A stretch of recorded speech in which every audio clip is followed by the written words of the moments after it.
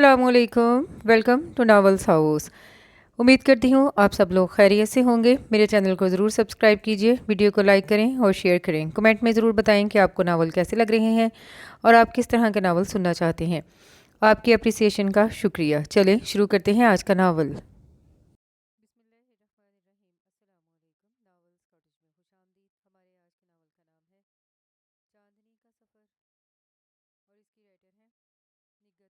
नाले लम्मी ते नाले काली। आईने में उसका अक्स नजर आया तो वो शोही से गुनगुनाया और दुपट्टे पर बेल टांगते उसके हाथ लम्हा भर को रुके। दर्जीदा नज़रों से देखा। वो बालों में ब्रश करते हुए उसी की तरफ देख रहा था, आंखों में शरारत और होंठों पर मुस्कुराहट के साथ, और ऊंची आवाज़ में गाने लगा, नाले लम्मी ते नाले काली। वो समझ गई उसके दराज कद और कारी रंगत पर चोट कर रहा है। दिल ही दिल में घुटते हुए सोचने लगी, खुद तो शहजादा गुलफाम है जैसे, शायद इससे भी ज़्यादा हसीन समझता है अपने आप को। सरासर खुशफहमी। सज्जो, ज़रा बताना तो मैं कैसा लग रहा हूँ? आईने के पास से हटकर उसके सामने खड़ा होकर पूछने लगा तो वो यूं ही सर उठाकर उसकी तरफ देखने लगी। डार्क ब्राउन पैंट पर लाइट ब्राउन धारी वाली शर्ट में खासा स्मार्ट लग रहा था। सलीके से बने बालों ने सभी पेशानी को नुमाया कर दिया था। नज़र लगाने का इरादा है? वो उसे महवियत से अपनी तरफ देखते पाकर शरारत से बोला तो उसने झीम कर सर झुका लिया। तुमने बताया नहीं मैं कैसा लग रहा हूँ? आईने में देख तो चुके हो, फिर मुझसे क्यों पूछ रहे हो? उसने दामन बचाया। आईने को छोड़ो, तुम बताओ। वो समझ गई वो उससे कुछ कहलवाए बगैर पीछा नहीं छोड़ेगा, इसलिए जान छुड़ाने की गर्ज से बहुत आम से लहजे में बोली, ठीक ही लग रहे हो।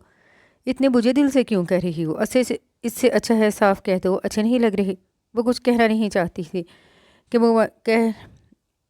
कि मुमानी जान उसे पुकारते हुए आ गई। सरमद, तुम अभी तक तैयार नहीं हुए? बिल्कुल तैयार हूँ अम्मी। वो एड़ियों पर उनकी तरफ घूम गया। माशाल्लाह, चश्मे बद दूर। मुमानी जान बेटे को प्यार से देखते हुए बोली तो वो उसे देखकर गर्दन अकड़ाते हुए बोला, यही अल्फाज तुम भी कह देती तो ज़ुबान तो ना घिस जाती तुम्हारी। वो खामोशी से सर झुकाकर अपने कामों में मसरूफ़ हो गई तो वो मुमानी जान से कहने लगा, क्या ख्याल है अम्मी, सज्जो को भी साथ ना ले चले? मैंने तो सुबह ही इससे कहा था, लेकिन ये कहीं आने जाने पर तैयार ही नहीं होती। चली चलो ना सज्जो, वो लगावट से बोला। वो कुछ नहीं और कुछ नहीं तो मेरे लिए कोई लड़की ही पसंद कर लेना।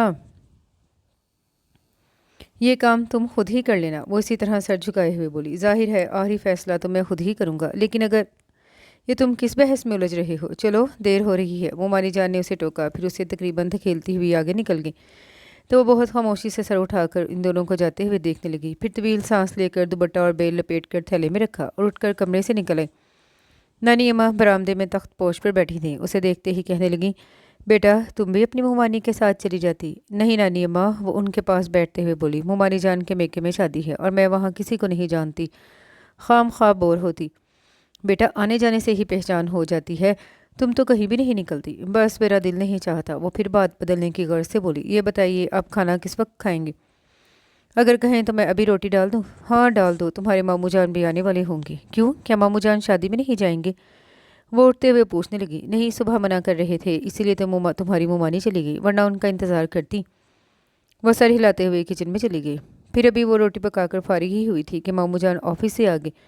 उसने जल्दी से दस्तरखान बिछाकर खाना रख दिया और नानी अम्मा के इसरार पर उनके साथ खाने में शरीक भी होगी। मुमानी जान और सरमत रात में बहुत देर से लौटे। उस वक्त वो सोने के लिए अपनी जगह पर लेट चुकी थी, लेकिन जब सरमत को कमरे में आते देखा तो उठकर बैठ गई। वो एक नज़र उस पर डालकर नानी अम्मा के पलंग पर बैठ गया और उनका कंधा हिलाते हुए बोला, बड़ी अम्मा इतनी जल्दी सो रही हैं आप? जी जल्दी कहाँ, 11 से ऊपर हो गए हैं। नानी अम्मा गनूदगी में बोली, 12 तो नहीं बजे ना, उठकर बैठे हैं। आपको शादी का अहवाल सुनाऊं? ये अहवाल तुम सुबह भी सुना सकते हो, इन्हें नींद में से क्यों उठा रहे हो? वो नागवारी से बोली। असल में वो खुद भी इस वक्त सोना चाहती थी और जानती थी इस वक्त अगर वो शादी के अहवाल सुनाने बैठ गया तो 1 बजे से पहले नहीं उठेगा।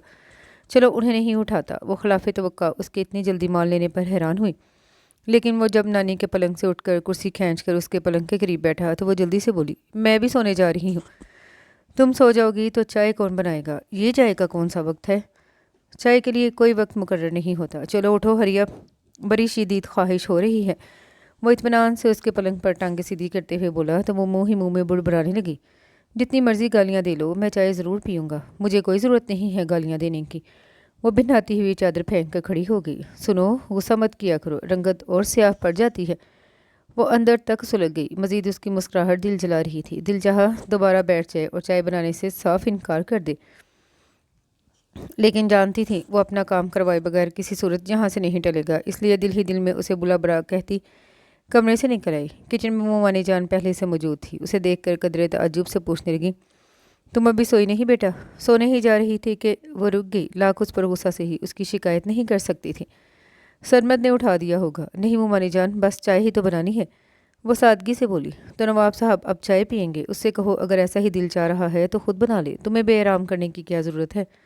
میں بنا دیتی ہوں۔ اس نے جلدی سے کیتلی میں پانی ڈال کر چولہے پر رکھ دیا۔ تم اسے سر چڑھا رہی ہو بیٹا، آئندہ مشکل ہو جائے گی، مومانی جان نے معنی خیز مسکراہٹ کے ساتھ کہا تو اس کا دل زور زور سے دھڑکنے لگا۔ جلدی سے رخ موڑ کر ریک پر سے مگ اٹھانے لگی۔ اچھا بیٹا، پھر لائٹ بند کر دینا۔ مومانی جان دودھ کا گلاس لے کر اندر چلی گئی تو وہ خوشگوار احساس میں گھر کر چائے بنانے لگی۔ پھر جب وہ چائے لے کر اندر آئی تو سرمد وہاں موجود نہیں تھا۔ اس نے برآمدے سے نکل کر دیکھا، اس کے کمرے سے ہلکے ہلکے گنگنانے کی آواز آ رہی تھی۔ وہ اسی طرف چلی گئی۔ دروازے پر دستک دے کر اندر داخل ہوئی تو وہ لباس تبدیل کر کے اطمینان سے بیٹھا تھا، اور ابھی مومانی جان نے بات ایسی کر دی تھی کہ اب وہ براہ راست اس کی طرف دیکھ بھی نہ سکی۔ جھکی پلکوں کے ساتھ بہت خاموشی سے چائے کا مگ ٹیبل پر رکھا اور جانے لگی کہ اس نے پکار لیا۔ وہ رک گئی لیکن پلٹ کر نہیں دیکھا۔ جا کہاں رہی ہو، بیٹھو نا، میں اب سوؤں گی، وہ پلٹ کر دیکھے بغیر بولی۔ سو جانا، اتنی جلدی کیا ہے، کم از کم میرے چائے پینے تک تو بیٹھو۔ وہ اپنے آپ کو بے بس محسوس کرتے ہوئے بیٹھ گئی۔ تب اس نے چائے کا مگ اٹھا کر ہونٹوں سے لگا لیا اور 2-3 سپ لینے کے بعد کہنے لگا، پتہ ہے سجو، بڑی خالہ بھی راول پنڈی سے آئی ہوئی تھی۔ اس کے خاموشی سے دیکھنے پر کہنے لگا، ان کی بیٹیاں سعدیہ اور نادیہ بھی ساتھ تھیں، میں نے ایک عرصے بعد انہیں دیکھا ہے، اور تمہیں افسوس ہو رہا ہوگا کہ اب سے پہلے انہیں کیوں نہ دیکھا، وہ جل کر بولی۔ واقعی، وہ اپنی دھن میں بولے گیا، تمہیں کیا بتاؤں کتنی خوبصورت ہے دونوں، کل یا پرسوں بڑی خالہ یہاں آئیں گی، پھر تم خود ہی دیکھ لینا۔ دیکھ لوں گی، وہ آہستہ آواز میں بولی۔ ابھی کچھ دیر پہلے مومانی جان کی بات نے جو ایک نیا احساس بخشا تھا وہ اس کی سنگ دلی کی نظر ہو گیا۔ جیسے ہی اس نے خالی مگ ٹیبل پر رکھا وہ اٹھا کر کھڑی ہو گئی۔ اوفو، تم تو جیسے انتظار میں بیٹھی تھی کہ مگ خالی کروں اور تم اٹھا کر چل دو۔ ظاہر ہے مجھے صبح جلدی اٹھنا ہے اور اس کے لیے ضروری ہے کہ میں جلدی سو جاؤں، وہ حتی الامکان اپنے لہجے کو نارمل رکھتے ہوئے بولی، اور اس سے پہلے کہ وہ مزید کچھ کہتا اس کے کمرے سے نکل آئی۔ وہ سونے کے لیے لیٹی تو خاصی ازردہ ہو رہی تھی، حالانکہ ایسا پہلی بار تو نہیں ہوا تھا۔ وہ تو اکثر ہی اس کے سامنے دوسروں کی تعریف اس لیے کیا کرتا بلکہ اکثر اس کا مذاق ہی اڑاتا۔ پھر بھی پتہ نہیں کیوں وہ اس سے کچھ امیدیں وابستہ کر بیٹھی تھی۔ اس میں غلطی اس کی نہیں تھی بلکہ ننیم اور خود مومانی جان اکثر ایسی باتیں کر جاتی کہ وہ دل کو اس کا تمنائی ہونے سے روک نہ سکی، بلکہ اس پر اپنا حق بھی سمجھنے لگی تھی۔ اور پھر یہ کوئی 1-2 دن یا برس 2 برس کی بات تو نہیں تھی، وہ جب سے یہاں آئی تھی تب سے ایسی ہی باتیں سنتی آ رہی تھی۔ بہت چھوٹی سی تھی جب امی کا انتقال ہو گیا، جب ابو جی نے دوسری شادی کی، اس وقت نانیمہ اور ماموں جان اسے اپنے ساتھ لے آئے تھے۔ اس نے شعور کی سیڑھیاں اسی گھر میں طے کی تھیں، اس گھر کے مکینوں ہی کو وہ اپنا سب کچھ سمجھتی تھی۔ ظاہر ہے امی اسے یاد نہیں تھی اور ابو جی نے کبھی پلٹ کر خبر نہیں لی، بس کبھی کبھار معمولی سی رقم بھیج کر شاید اپنے ہونے کا احساس دلا دیتے تھے۔ آخری بار اس نے جب وہ 5ویں کلاس میں پڑھتی تھی تب انہیں دیکھا تھا۔ وہ کسی کام سے کراچی آئے تھے تو یوں ہی کھڑے کھڑے اس سے ملنے چلے آئے، اس کے بعد وہ پھر کبھی نہیں آئے۔ شروع میں وہ انہیں یاد کرتی تھی، انتظار بھی کرتی کہ شاید پھر کبھی آئیں، لیکن اس کا انتظار ہی رہا، اور پھر وقت کی گرد نے بہت کچھ دھندلا دیا۔ بہرحال وہ یہاں خوش اور مطمئن تھی۔ نانیمہ اور ماموں جان کے علاوہ مومانی جان بھی اس سے بہت محبت کرتی تھیں، اور ان کی باتوں سے اس نے اندازہ لگایا کہ وہ اسے اپنی بہو بنانا چاہتی ہیں، پھر وہ کیسے خواب نہ سجاتی۔ لیکن سرمد، وہ ہمیشہ سے ہی پتہ نہیں جان بوجھ کر یا انجانے میں اس کے خوابوں کو مسمار کرتا آ رہا تھا۔ وہ اب تک اسے سمجھ نہیں سکی تھی کہ کبھی اتنا مہربان اور کبھی ایک دم سے کٹھور بن جاتا۔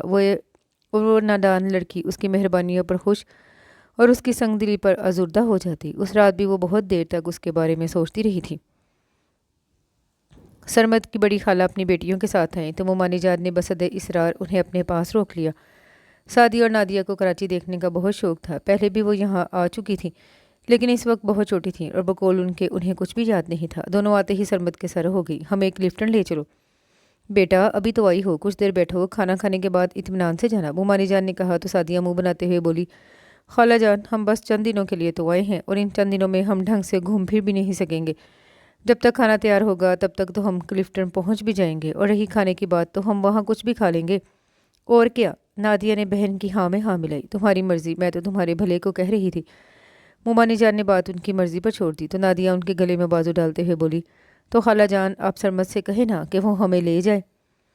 क्या कह रहा है वो? मसूफ कुछ अकड़ रही हैं। मेरा ख्याल है धूप की वजह से मना कर रहा होगा। ठहरो, मैं पूछती हूँ उससे। मुमानी जान ने वहीं से सरमद को आवाज़ दी तो दूसरी आवाज़ पर वो चला आया। भाई देखो ये सादिया और नादिया क्या कह रही हैं। मुमानी जान ने कहा तो वो इन दोनों बहनों को देखता हुआ बोला, ये दोनों इस वक्त क्लिफ्टन जाने की बात कर रही हैं, जबकि मेरा ख्याल है तुम अपना ख्याल अपने पास रखो। ये दोनों जो कह रही हैं वही करो। ठीक है, वो कंधे उचकाते हुए बोला। अगर इन दोनों को धूप में जलने का शौक है तो मैं क्या कह सकता हूँ। चलो जल्दी करो। हम बिल्कुल तैयार हैं, अलबत्ता सज्जो से पूछ लो, वो भी चले तो। नादिया उठते हुए बोली, वो कहीं नहीं जाती। उसे आते देख कर कहने लगा, सज्जो हमारे साथ जाकर क्या करेगी, चलो हम लोग चलते हैं। उसने खामोशी से उसे इन दोनों बहनों के साथ जाते हुए देखा, फिर मुमानी जान से खाने के बारे में पूछ कर किचन में आ गई। दोपहर में खाने के बाद वो यूं ही कुछ देर कमर सीधी करने की गर्ज से नानी माँ के पास लेट गई। वो इस वक्त सोती नहीं थी, अक्सर सिलाई कढ़ाई का काम इस वक्त किया करती। इस वक्त भी उसे दुपट्टा मुकम्मल करना था। उसने सोचा कुछ देर लेट कर उठ जाएगी। मुमानी जान अपनी बहन के साथ पता नहीं सो गई थी या बातों में मसरूफ़ थी। उसने नानी अम्मा की तरफ देखा। वो सामने वाली ने दीवार पर नजरें जमाए जाने किन सोचे में गुम थी। नानी अम्मा, उसने हल्के से पुकारा तो वो हूँ कहकर उसकी तरफ देखने लगी। आपको नींद नहीं आ रही? नहीं। क्यों? रोज़ाना तो आप इस वक्त सो जाती हैं। हाँ। हाँ की सूरत उनके होंठों से तवील सांस खारिज होने लगी। फिर कहने लगी, मैं सरमद के बारे में सोच रही हूँ। जवान जहाँ लड़कियों को लेकर अकेला निकल गया है। तो क्या हुआ नानी माँ? वो बज़ाहिर आम से लहजे में बोली, वरना तो उसे भी ये बात खटक रही थी। नहीं बेटा, ये अच्छी बात नहीं है। और इन लड़कियों को तो देखो कैसे उनके साथ चल पड़ी। अम्मा ने भी मना नहीं किया। कदरे तवक्कुफ़ के बाद कहने लगी, तुम क्यों नहीं गई उनके साथ? अरे वो हंस पड़ी। अभी तो आप कह रही थी ये अच्छी बात नहीं है। तुम बेवकूफ़ हो। नानी अम्मा खजालत मटाने को उसे डांटने लगी। तुम्हें सरबत को काबू में रखना चाहिए। अभी से इधर उधर तांग झांक में लग गया तो। बस करे नानी अम्मा, वो उलझ कर बोली, मेरा उस पर क्या इख्तियार। अरे वाह, इख्तियार किसे नहीं है? क्या तुम्हें नहीं जानती? तुम नहीं जानती तुम्हारे मामू जान तुम्हारे बारे में क्या सोचे हुए हैं? क्या सोचे हुए हैं? वो बौखला कर पूछने लगी। वो तुम दोनों की शादी के बारे में सोच रहे हैं। नानी अम्मा ने उसकी थोड़ी छूकर अपने तौर पर उसे खुशखबरी दी थी, लेकिन वो एकदम खामोश हो गई। न दिल जोर से धड़का, न कोई खुशगवार एहसास जगा। उसके बरक्स अंदर ही अंदर कुछ टूटता सा लग रहा था। शाम में नहाने के बाद वो आंगन में खड़ी बाल सुलझा रही थी जब वो तीनों आए। सरमद के चेहरे पर थकन के साथ कुछ बेजारी के आसार भी नजर आ रहे थे। चारपाई पर गिरने के अंदाज में बैठा और फिर हाथों का तकिया बनाकर लेटते हुए बोला, सजो चाय मिलेगी? उसके जवाब देने से पहले ही नादिया बोल पड़ी, हाँ भाई, बड़ी शदीद ख्वाहिश हो रही है चाय की। ज़रा फर्स्ट क्लास से चाय बनाना। ऐसा करो नादिया, चाय तुम ही बना लो। सरमद बालों में उंगलियां फंसाता हुआ बोला, मैं? वो यूं ही जैसे उसने कोई अनहोनी बात कर दी हो। क्यों, क्या तुम्हें चाय बनानी नहीं आती? आती है, लेकिन इस वक्त सवाल ही पैदा नहीं होता। फिर वजाहत करते हुए बोली, इतनी थक गई हूँ, किचन में जाने की बिल्कुल हिम्मत नहीं। सरमद ने मजीद इसरार नहीं किया तो वो गीले बालों की ढीली सी चोटी बांध कर किचन में चली गई। फिर सादिया और नादिया 2 दिन रहीं और इन 2 दिनों में उन्होंने खूब ऊधम मचाए रखा था कि उनके जाने के बाद एकदम बहुत ज़्यादा खामोशी का एहसास होने लगा। हालांकि ये घर तो सदा से ऐसा ही था। बस 2 दिन हंगामा क्या देख लिया कि सन्नाटों का एहसास होने लगा था। तुम कैसी लड़की हो? सरमद को शायद पहली बार उसके वजूद के गिर्द खड़ी खामोश दीवारों का एहसास हुआ था। उससे उलझ पड़ा। ना हंसना बोलना, ना कोई तफरी। बात कर लो तो मजबूरन जवाब दे देती हो, वरना खुद से कोई बात करनी सीखी ही नहीं।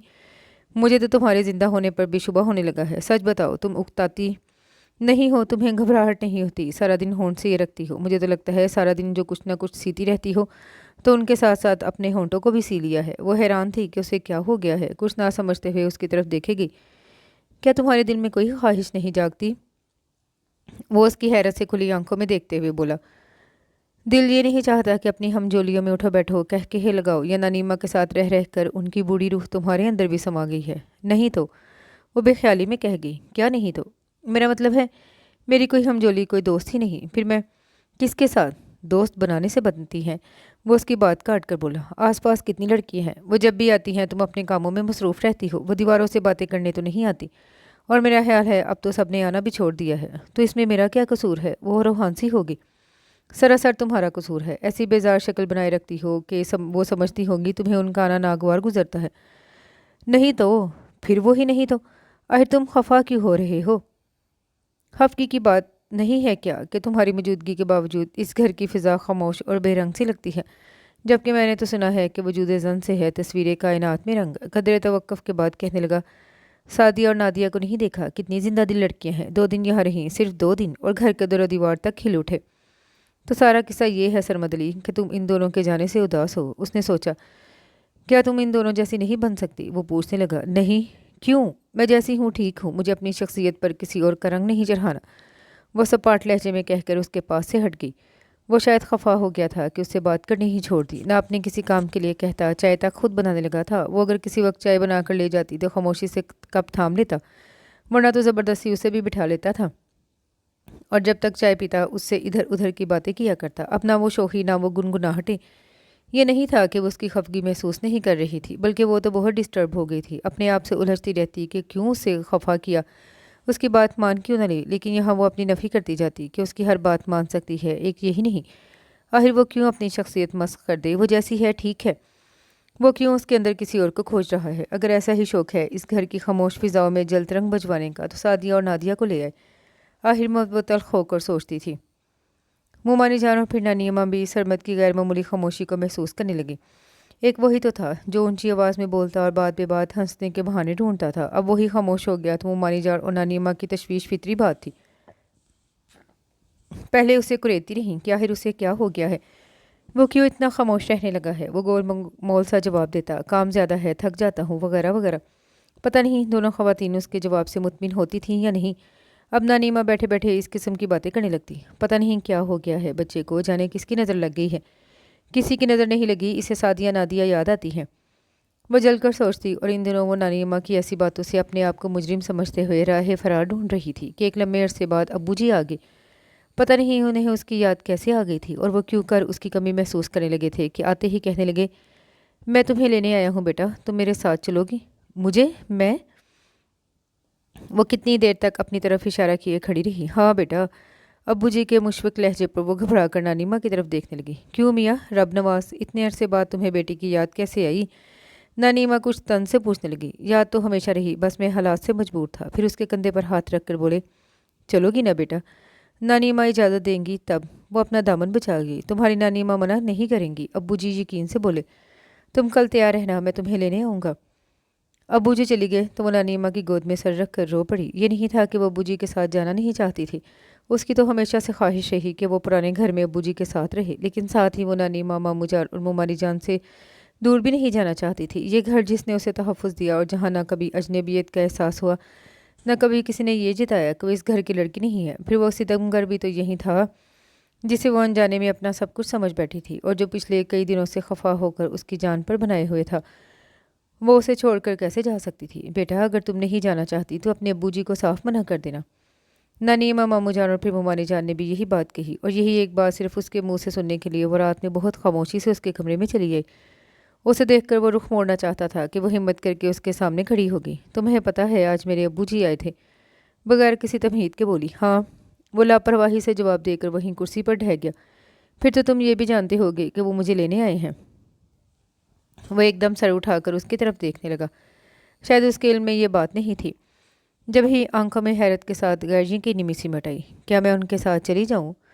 उसने उसे इम्तिहान में डाल दिया था कि फौरी तौर पर वो कोई जवाब न दे सका। बताओ ना सरबत, मैं चली जाऊँ?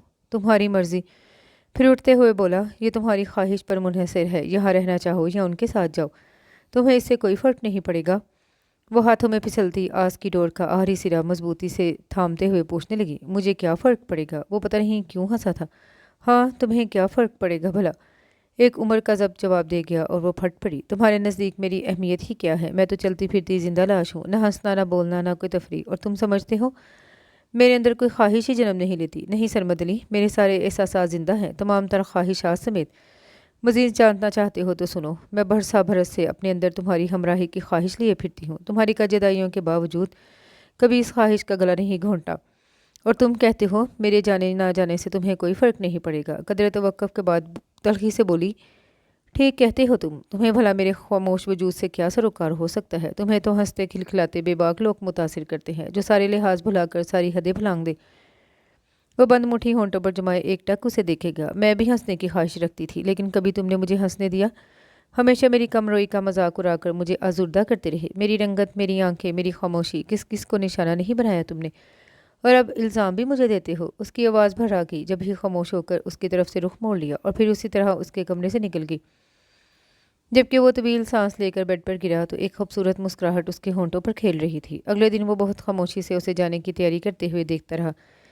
نانی اماں اس کے جانے سے بہت اداس تھی اور بار بار ان کی آنکھیں چھلکنے لگتی تو وہ اپنا کام چھوڑ کر ان کے پاس بیٹھ جاتی۔ نانی اماں، آپ اس طرح روئیں گی تو میں کیسے جا سکوں گی؟ وہ ان کے آنسو پوچھتے ہوئے خود بھی ازردہ ہو جاتی۔ یہ تمہارے باپ کو بیٹھے بٹھائے پتہ نہیں کیا سوچی، اچھی بھلی تو تم ہو یہاں، ایک نہ ایک دن تو مجھے جانا ہی تھا۔ وہ اسے آتے دیکھ کر بولی، ٹھیک کہہ رہی ہو تم، اپنے ابو جی کے ساتھ نہ جاتی تو کوئی اور لینے آ جاتا۔ کیوں بڑی اماں، میں ٹھیک کہہ رہا ہوں نا؟ وہ تائیدی نظروں سے نانی اماں کی طرف دیکھنے لگا تو وہ پرسوچ سوچ انداز میں سر ہلانے لگی۔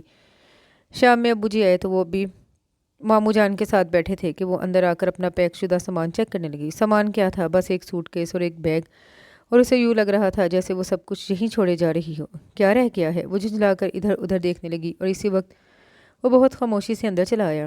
تو تم جا رہی ہو؟ پتہ نہیں کیا تھا اس کے لہجے میں کہ بہت خاموشی سے اس کی طرف دیکھنے لگی۔ میں تمہیں جانے سے نہیں روکوں گا، لیکن تمہیں واپس یہیں آنا ہے۔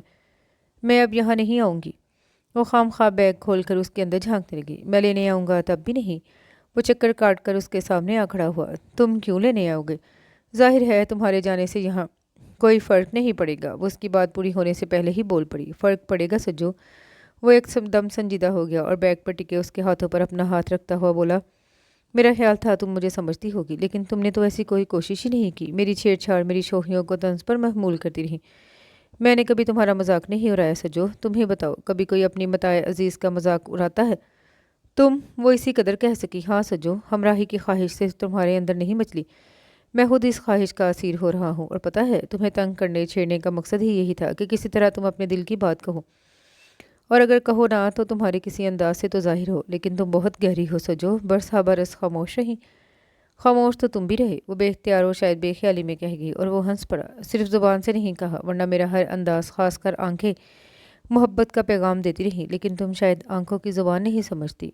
وہ کچھ دیر تک دیکھتی رہی، پھر اس کی طرف سے رخ موڑتے ہوئے بولی، تمہیں تو غالباً سعدیہ اور نادیہ جیسی لڑکیاں پسند ہے، اور میں ان جیسی نہیں ہو سکتی۔ اور تمہیں کس نے کہا کہ تم ان جیسی ہو جاؤ؟ تم ہی نے تو کہا تھا۔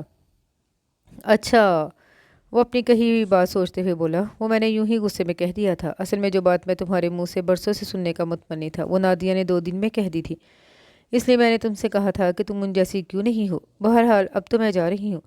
جب سمجھ میں نہیں آیا کہ اس کی بات کا کیا جواب دے تو جانے کی بات کرنے لگی، ٹھیک ہے ضرور جاؤ، لیکن واپس تمہیں یہیں آنا ہے۔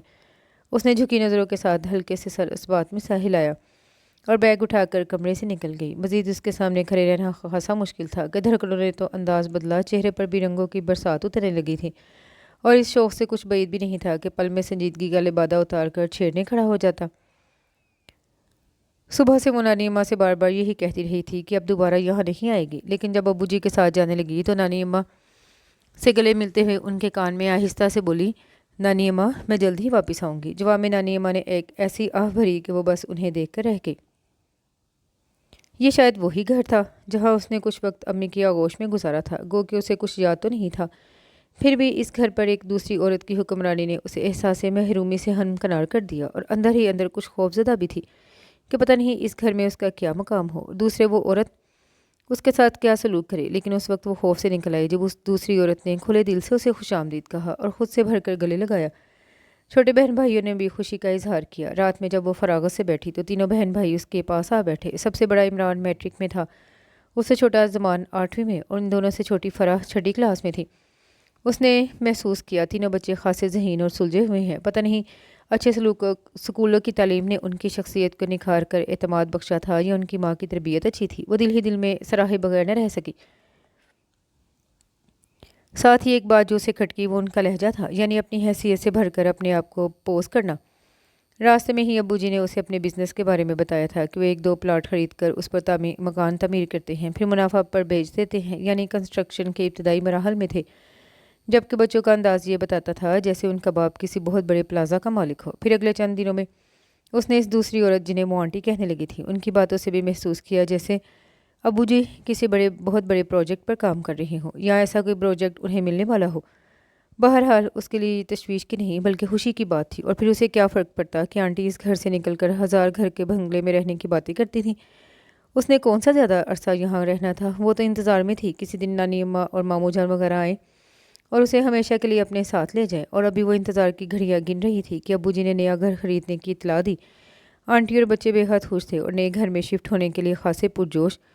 آنٹی نے اسے اپنی پسند اور مرضی کے مطابق ڈیکوریٹ کیا۔ کافی دن بعد جب اس نے نئے گھر میں اطمینان سے بیٹھنا ہوا تو وہ آنٹی سے کہنے لگی، آنٹی میں خط لکھ کر ماموں جان کو اس نئے گھر کا ایڈریس بھیج دوں تاکہ وہ آئیں تو انہیں دشواری نہ ہو۔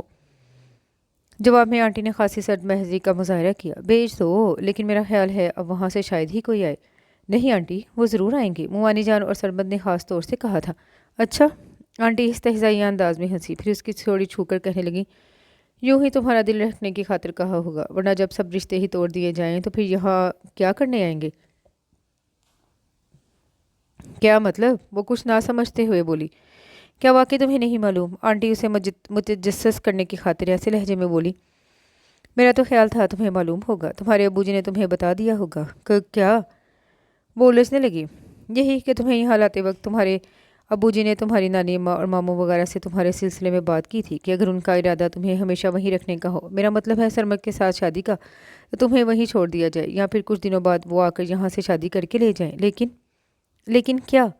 آنٹی لمحہ بھر کو خاموش ہوئیں کہ اس نے فوراً پوچھا۔ انہوں نے منع کر دیا، صاف کہا کہ ان کا ایسا کوئی ارادہ نہیں، اور تمہاری ممانی نے تو یہاں تک کہا کہ وہ اپنی بہن کی لڑکی لانے کا ارادہ رکھتی ہیں۔ کون؟ نادیہ؟ پتہ نہیں، نام وغیرہ تو میں نہیں جانتی۔ بہرحال تمہارے ابو جی بہت دل برداشتہ ہوئے تھے، اور دل تو اس کا بھی ٹوٹا تھا، یوں کہ پھر آنٹی کی مزید کوئی بات سنی ہی نہ گئی۔ کوئی دیوار گری تھی شاید کہ یہاں وہاں ہر طرف شور ہی شور تھا۔ چپ چاپ آنٹی کے ہلتے ہوئے ہونٹوں کو دیکھتی رہی، پتہ نہیں کیا کہہ رہی تھی وہ، اور پھر اسی طرح خاموشی سے اٹھ کر اپنے کمرے میں آ گئی۔ سامنے آئینے میں اپنے آپ پر نظر پڑی تو لگا جیسے وہ کہیں آس پاس کھڑا شوخی سے گنگنا رہا ہو، نالے لمبی تے نالے کالی سرمت، ہونٹوں کی بے آواز جنبش کے ساتھ ہی آنکھیں بھی چھلک پڑی۔ تم نے ہمیشہ میرا مذاق اڑایا ہے اور آخری وقت میں بھی نہیں چھوڑا، ایسا بھیانک مذاق۔ وہ بیڈ پر گری تو تکیے میں منہ چھپا کر پھوٹ پھوٹ کر روتی رہی۔ کسی سے نہ کوئی گلا نہ کوئی شکایت، بس اپنے آپ سے لڑتی رہی۔ کبھی سرمت کا ان آخری لمحوں میں محبتوں سے چور لہجہ یاد آتا تو لگتا وہی سچ ہے، اور آنٹی اس سچ کو جھٹلاتی ہوئی سامنے آ جاتی۔ اس کی سمجھ میں نہیں آتا تھا کس کا یقین کرے۔ کئی بار سوچا کہ خط لکھ کر سرمت سے معلوم کرے، لیکن پھر خیال آتا اس نے تو بہت جلد آنے کو کہا تھا، اور اگر وہ سنجیدہ ہوتا تو دیر کیوں کرتا؟ ہو سکتا ہے کوئی اس پرانے گھر میں آیا ہو۔ اس خیال کے ساتھ ہی اس نے سرمت کو تو نہیں، نانی اماں کو خط لکھا، محض اپنے نئے گھر کا ایڈریس بتانے کے لیے۔ پھر اس کے بعد وہ بہت دن تک انتظار کرتی رہی۔ اس دوران آنٹی مسلسل اس کا جائزہ لیتی رہی تھی، اس کی بے چینی، بے قراری اور ہٹ پر چونک چونک جانا، اور اندر ہی اندر اپنے آپ سے لڑنے اور الجھنے کی کیفیت، کچھ بھی تو ان کی نظروں سے چھپا نہیں تھا۔ ان دنوں یوں لگتا تھا جیسے وہ اپنے اندر حوصلہ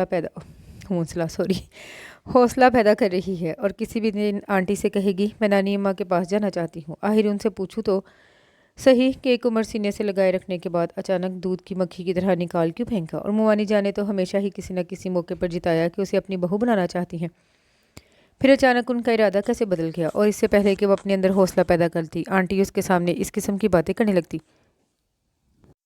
جب سے تمہارے ابو جی تمہارے ننھال سے ہو کر آئے ہیں تمہاری طرف سے خاصے فکر مند ہے، ورنہ اب تک تو انہیں یہی اطمینان تھا کہ تمہارے ماموں جی تمہیں اپنی بہو بنا لیں گے، پھر اپنی رائے دیتی۔ مجھے حیرت ہے کہ تمہیں پالنے کے باوجود وہ تمہارے لیے اس انداز سے نہ سوچ سکے۔ کس بات کی کمی ہے تم میں؟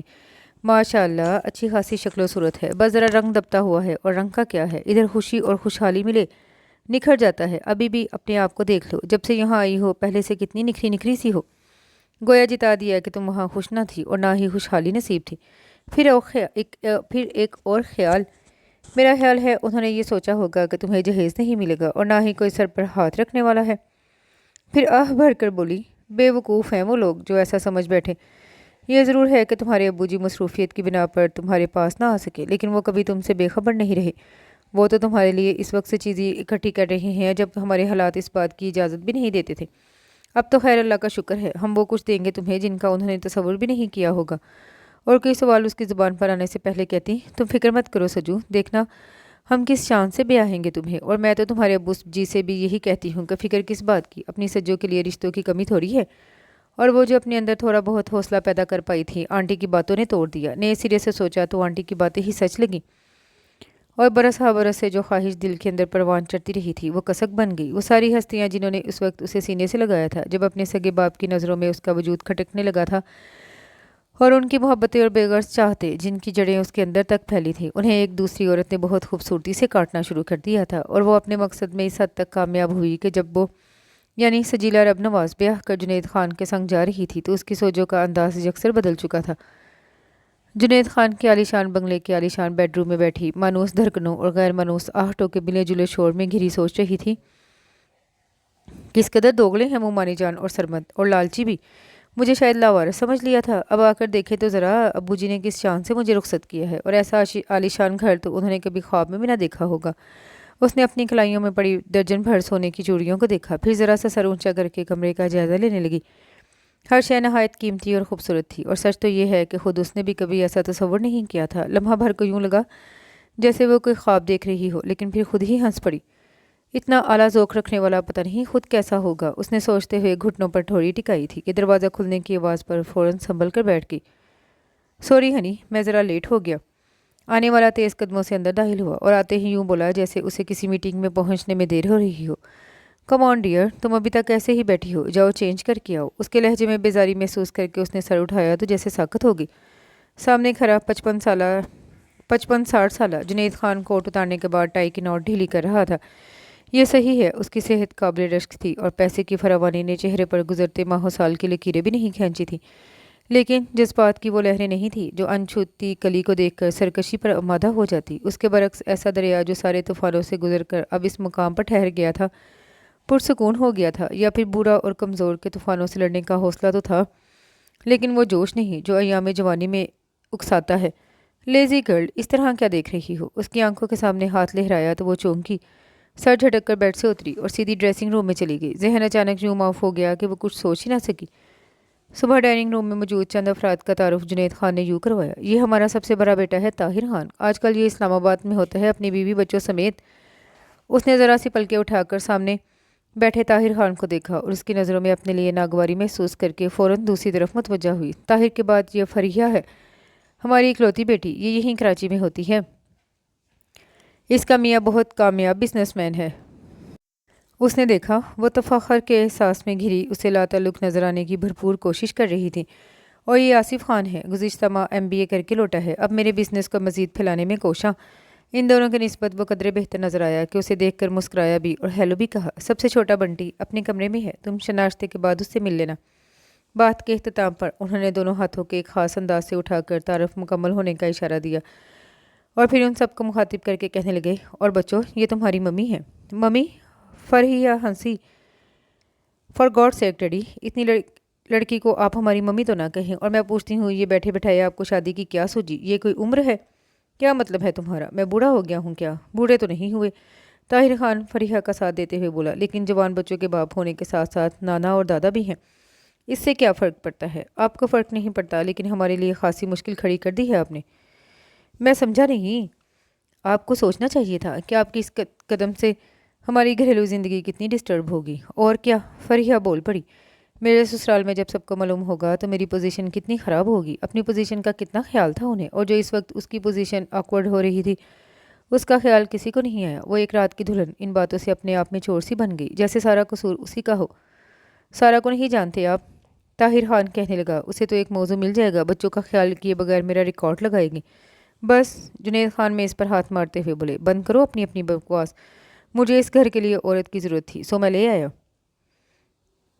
फिर कदरें नरम पड़ते हुए कहने लगे, मुझे बंटी का ख्याल था, किस कदर तन्हाई महसूस करता है वो। आप बंटी के लिए किसी गवर्नर का इंतज़ाम भी कर सकते थे। फरीहा रूठे लहजे में बोली, ये सब करके देख चुका हूँ। गवर्नेंस इस वक्त ठीक नहीं है जब मैं यहाँ होता हूँ, और जिन दिनों मैं बाहर रहता हूँ उसे अपनी मनमानी करने का मौका मिल जाता है। और तुम जानते हो साल में 4-5 महीने तो मेरे बाहर ही गुजरते हैं। आप क्या समझते हैं बंटी इसे कबूल कर लेगा? फरहिया का उसकी तरफ इशारा और लहजा इंतहाई ही तकमीज़ था, और मज़ीद बर्दाश्त की शायद उसमें ताकत नहीं थी कि बहुत खामोशी से कुर्सी धकेल कर उठ खड़ी हुई। और जुनैद खान को अगर अपनी औलादों का ख्याल ना होता तो यकीनन उसे रोकते, ठीक से नाश्ता करने के लिए कहते, लेकिन इस वक्त वो बस उसे जाता हुआ देख सके। अपने कमरे में आकर बैठी तो उसकी हालत अजीब हो रही थी। गुमान में भी नहीं था कि ऐसी सूरत हाल का सामना करना पड़ेगा। پھر رات میں جنید خان نے بھی کوئی تذکرہ نہیں کیا، کم از کم اسے تو بتا دیتے کہ ان کی جوان اولادیں اس شادی پر رضامند نہیں تھیں۔ وہ تو بس ابتدائی چند لمحوں میں انہیں دیکھ کر مایوس تھی، اور شاید انہوں نے اس کی کیفیت محسوس کی تھی۔ جب وہ لباس تبدیل کر کے دوبارہ کمرے میں آئی تو وہ سرد مہری کا لبادہ اتار چکے تھے، اور ان کا یہ دوسرا روپ خاصا متاثر کن تھا کہ وہ فوراً ہی مایوسیت سے نکل کر نئی زندگی سے سمجھوتہ کرنے پر آمادہ ہو گئی تھی۔ اور اب جو صورتحال سامنے آئی تھی اس سے وہ بہت دل برداشتہ ہو رہی تھی۔ گھر والوں خاص کر آنٹی پر حیرت ہو رہی تھی کہ انہوں نے یہ تک نہیں بتایا کہ جنید خان اس کے باپ کی عمر سے بھی بڑے ہیں۔ وہ تو بس ان کے اعلیٰ سٹیٹس، عالیشان گھر اور دوسرے ممالک تک پھیلے ہوئے بزنس کی باتیں کرتی رہی تھیں۔ جنید خان بہت عجلت میں کمرے میں داخل ہوئے تھے، شاید فوراً کہیں جانے کا ارادہ تھا، لیکن اسے یوں چپ چاپ بیٹھے دیکھ کر کچھ دیر کے لیے اس کے پاس رک گئے۔ کم آن سجیلا، تمہیں ان باتوں کو محسوس نہیں کرنا چاہیے، اور پھر انہیں کون سا یہاں رہنا ہے۔ ابھی فرحیہ اپنے گھر چلی جائے گی اور طاہر غالباً شام کی فلائٹ سے جائے گا۔ آپ مجھے اس سے ملوا دیجیے جس کے لیے مجھے یہاں لائے ہیں۔ ان کی بات نظر انداز کر کے وہ ٹھہرے ہوئے لہجے میں بولی، بنٹی۔ وہ زیر لب بڑبڑائے، پھر قدرے جھنجھلا کر کہنے لگے، بے وقوفی کی باتیں مت کرو، میں تمہیں اپنے لیے لائی ہوں، مجھے بیوی کی ضرورت تھی، اس لیے شادی کی ہے تم سے۔ اور بنٹی بچوں کے سامنے کیا کہتا، مصلحتاً بنٹی کا سہارا لیا، پھر جاتے جاتے کہنے لگے، اور سنو، میں بہت مصروف آدمی ہوں، اس لیے چاہتا ہوں کہ گھر میں جو تھوڑا بہت وقت گزاروں آرام اور سکون سے رہوں۔ تم سمجھدار لڑکی ہو، اس بات کا خیال رکھنا کہ گھر میں کوئی جھگڑا، کشیدگی یا ٹینشن برداشت نہیں کروں گا۔ اس نے بہت خاموشی سے انہیں جاتے ہوئے دیکھا، پھر کتنی ہی دیر تک یوں ہی بیٹھی رہی۔ سٹنگ روم سے کچھ شور کی آواز آئی تو وہ چونکی، وہ اٹھ کر کمرے سے نکل آئی جہاں سے شور کی آواز آ رہی تھی۔ اس طرف آ کر دیکھا تو ایک لڑکا ویل چیئر پر بیٹھا ملازم پر برس رہا تھا۔ کیا بات ہے؟ اس نے ملازم سے پوچھا۔ بنٹی صاحب ناشتہ نہیں کر رہے، کہاں ہے بنٹی؟ وہ ادھر ادھر دیکھتے ہوئے پوچھنے لگی۔ یہ آپ کے سامنے موجود ہیں۔ ملازم نے ویل چیئر پر بیٹھے لڑکے کی طرف اشارہ کیا تو وہ حیران ہو کر اس کی طرف دیکھنے لگی۔ جس انداز سے گھر والے اس کا ذکر کر رہے تھے اس سے تو وہ یہی سمجھی کہ بنٹی کوئی چھوٹا سا بچہ ہوگا۔ یہاں اس کے سامنے بیٹھا لڑکا 18-19 سال سے کم کا نہیں تھا، اور اسے یوں کھلی آنکھوں سے اپنی طرف دیکھتے پا کر وہ پوچھنے لگا، آپ کون ہیں؟ میں؟ وہ سنبھل کر کھڑی ہوگی، اپنا تعارف کروانے کی بجائے کہنے لگی، مجھے چھوڑو، میں کوئی بھی ہوں، یہ بتاؤ تم ناشتہ کیوں نہیں کر رہے؟ میری مرضی، وہ کھڑے لہجے میں بولا۔ اچھی بات ہے۔ پھر ملازم کو مخاطب کر کے کہنے لگی، تم جاؤ بابا، جب بنٹی کا دل چاہے گا ناشتہ کرے گا۔ ارے بنٹی ہنسا، آپ نے تو بڑی جلدی میری بات سمجھ لی۔ اس میں نہ سمجھنے والی کون سی بات تھی؟ یہی تو میں بھی کہتا ہوں کہ آخر میری سیدھی سیدھی سے بات لوگوں کو سمجھ میں کیوں نہیں آتی۔ اب دیکھیں، میرا ناشتہ کرنے کو دل نہیں چاہ رہا، لیکن بابا مزید ہے کہ میں ناشتہ کر لوں کیونکہ ڈیڈی کا حکم ہے، اور ابھی کچھ دیر میں ڈیڈی فون کر کے بابا سے پوچھیں گے کہ میں نے ناشتہ کیا یا نہیں۔ کچھ دیر رک کر اس کی طرف دیکھتا رہا، پھر کہنے لگا، بائی دا وے اب ہے کون؟ تم بتاؤ۔ وہ اس کے سامنے صوفے پہ بیٹھتے ہوئے بولی تو وہ کچھ دیر سوچنے کے بعد کہنے لگا، کہیں آپ میری گورننس بن کر تو نہیں آئی؟ پتہ نہیں، کیا مطلب؟ آپ کو اپنے بارے میں نہیں پتہ؟ وہ بھی کوئی جواب سوچ ہی رہی تھی کہ آصف خان آ گیا۔ ان دونوں کے ایک جگہ دیکھ کر غالباً پہلے ٹھٹکا تھا، پھر آتے ہوئے بولا، بنٹی تمہارا تعارف ہو گیا ان سے؟ آپ جانتے ہیں انہیں؟ بنٹی الٹا اس سے پوچھنے لگا۔ ہاں بھائی، یہ ڈیڈی کی مسز ہیں، اس لحاظ سے ہماری ممی۔ ارے بنٹی زور سے ہنسا، تو کیا ڈیڈی نے شادی کر لی؟ مجھے بتایا تک نہیں۔ کل رات ہی تو ہوا ہے یہ حادثہ۔ پھر اس کی طرف دیکھتا ہوا مسکرا کر بولا، خوشگوار حادثہ؟ اچھی بات ہے۔ بنٹی کے ہونٹوں پر مسکراہٹ تھی اور چہرے سے لگ رہا تھا جیسے وہ بہت محظوظ ہو رہا ہو۔ اسے یک گونا اطمینان ہوا کیونکہ فرحہ نے کہا تھا پتہ نہیں بنٹی اسے قبول بھی کرتا ہے یا نہیں۔ میرا بھی خیال ہے ڈیڈی نے اچھا کیا، لیکن طاہر بھائی اور فرحہ؟ آصف بوڑھا سا منہ بنا کر خاموش ہو گیا۔ کیوں؟ ان دونوں کو کیا تکلیف ہے؟ بڑے بھائی اور بہن کے لیے بنٹی کا لہجہ خفگی لیے ہوئے تھا۔ ان دونوں کا کہنا ہے کہ سسرال والے ان کا مذاق اڑائیں گے، اور پتہ ہے صبح ناشتے کی ٹیبل پر دونوں نے ان کے سامنے انتہائی بدتمیزی کا مظاہرہ کیا۔ سچ مجھے بڑی شرمندگی ہوئی۔ پھر ان کی طرف دیکھتے ہوئے بولا، پلیز آپ خیال مت کیجیے گا۔ وہ کیا کہتی؟ خاموشی رہی۔ اسی وقت بابا پھر ناشتے کے لیے پوچھنے آئے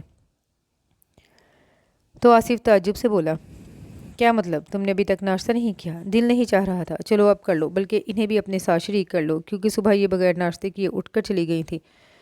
پہلے ایک بات طے کر لیں، بنٹی نے کہا تو آصف کے ساتھ وہ بھی سوالیہ نظروں سے دیکھنے لگی کہ ہم انہیں کیا کہہ کر مخاطب کریں۔ یہ واقعی سوچنے کی بات تھی۔ آصف ہنستے ہوئے اٹھ کھڑا ہوا، اوکے، میں آفس جا رہا ہوں، تم ان کے ساتھ طے کر لینا تو پھر مجھے بھی بتا دینا۔ آپ بتائیں اپنے آپ کو کیا کہلوانا پسند کریں گی؟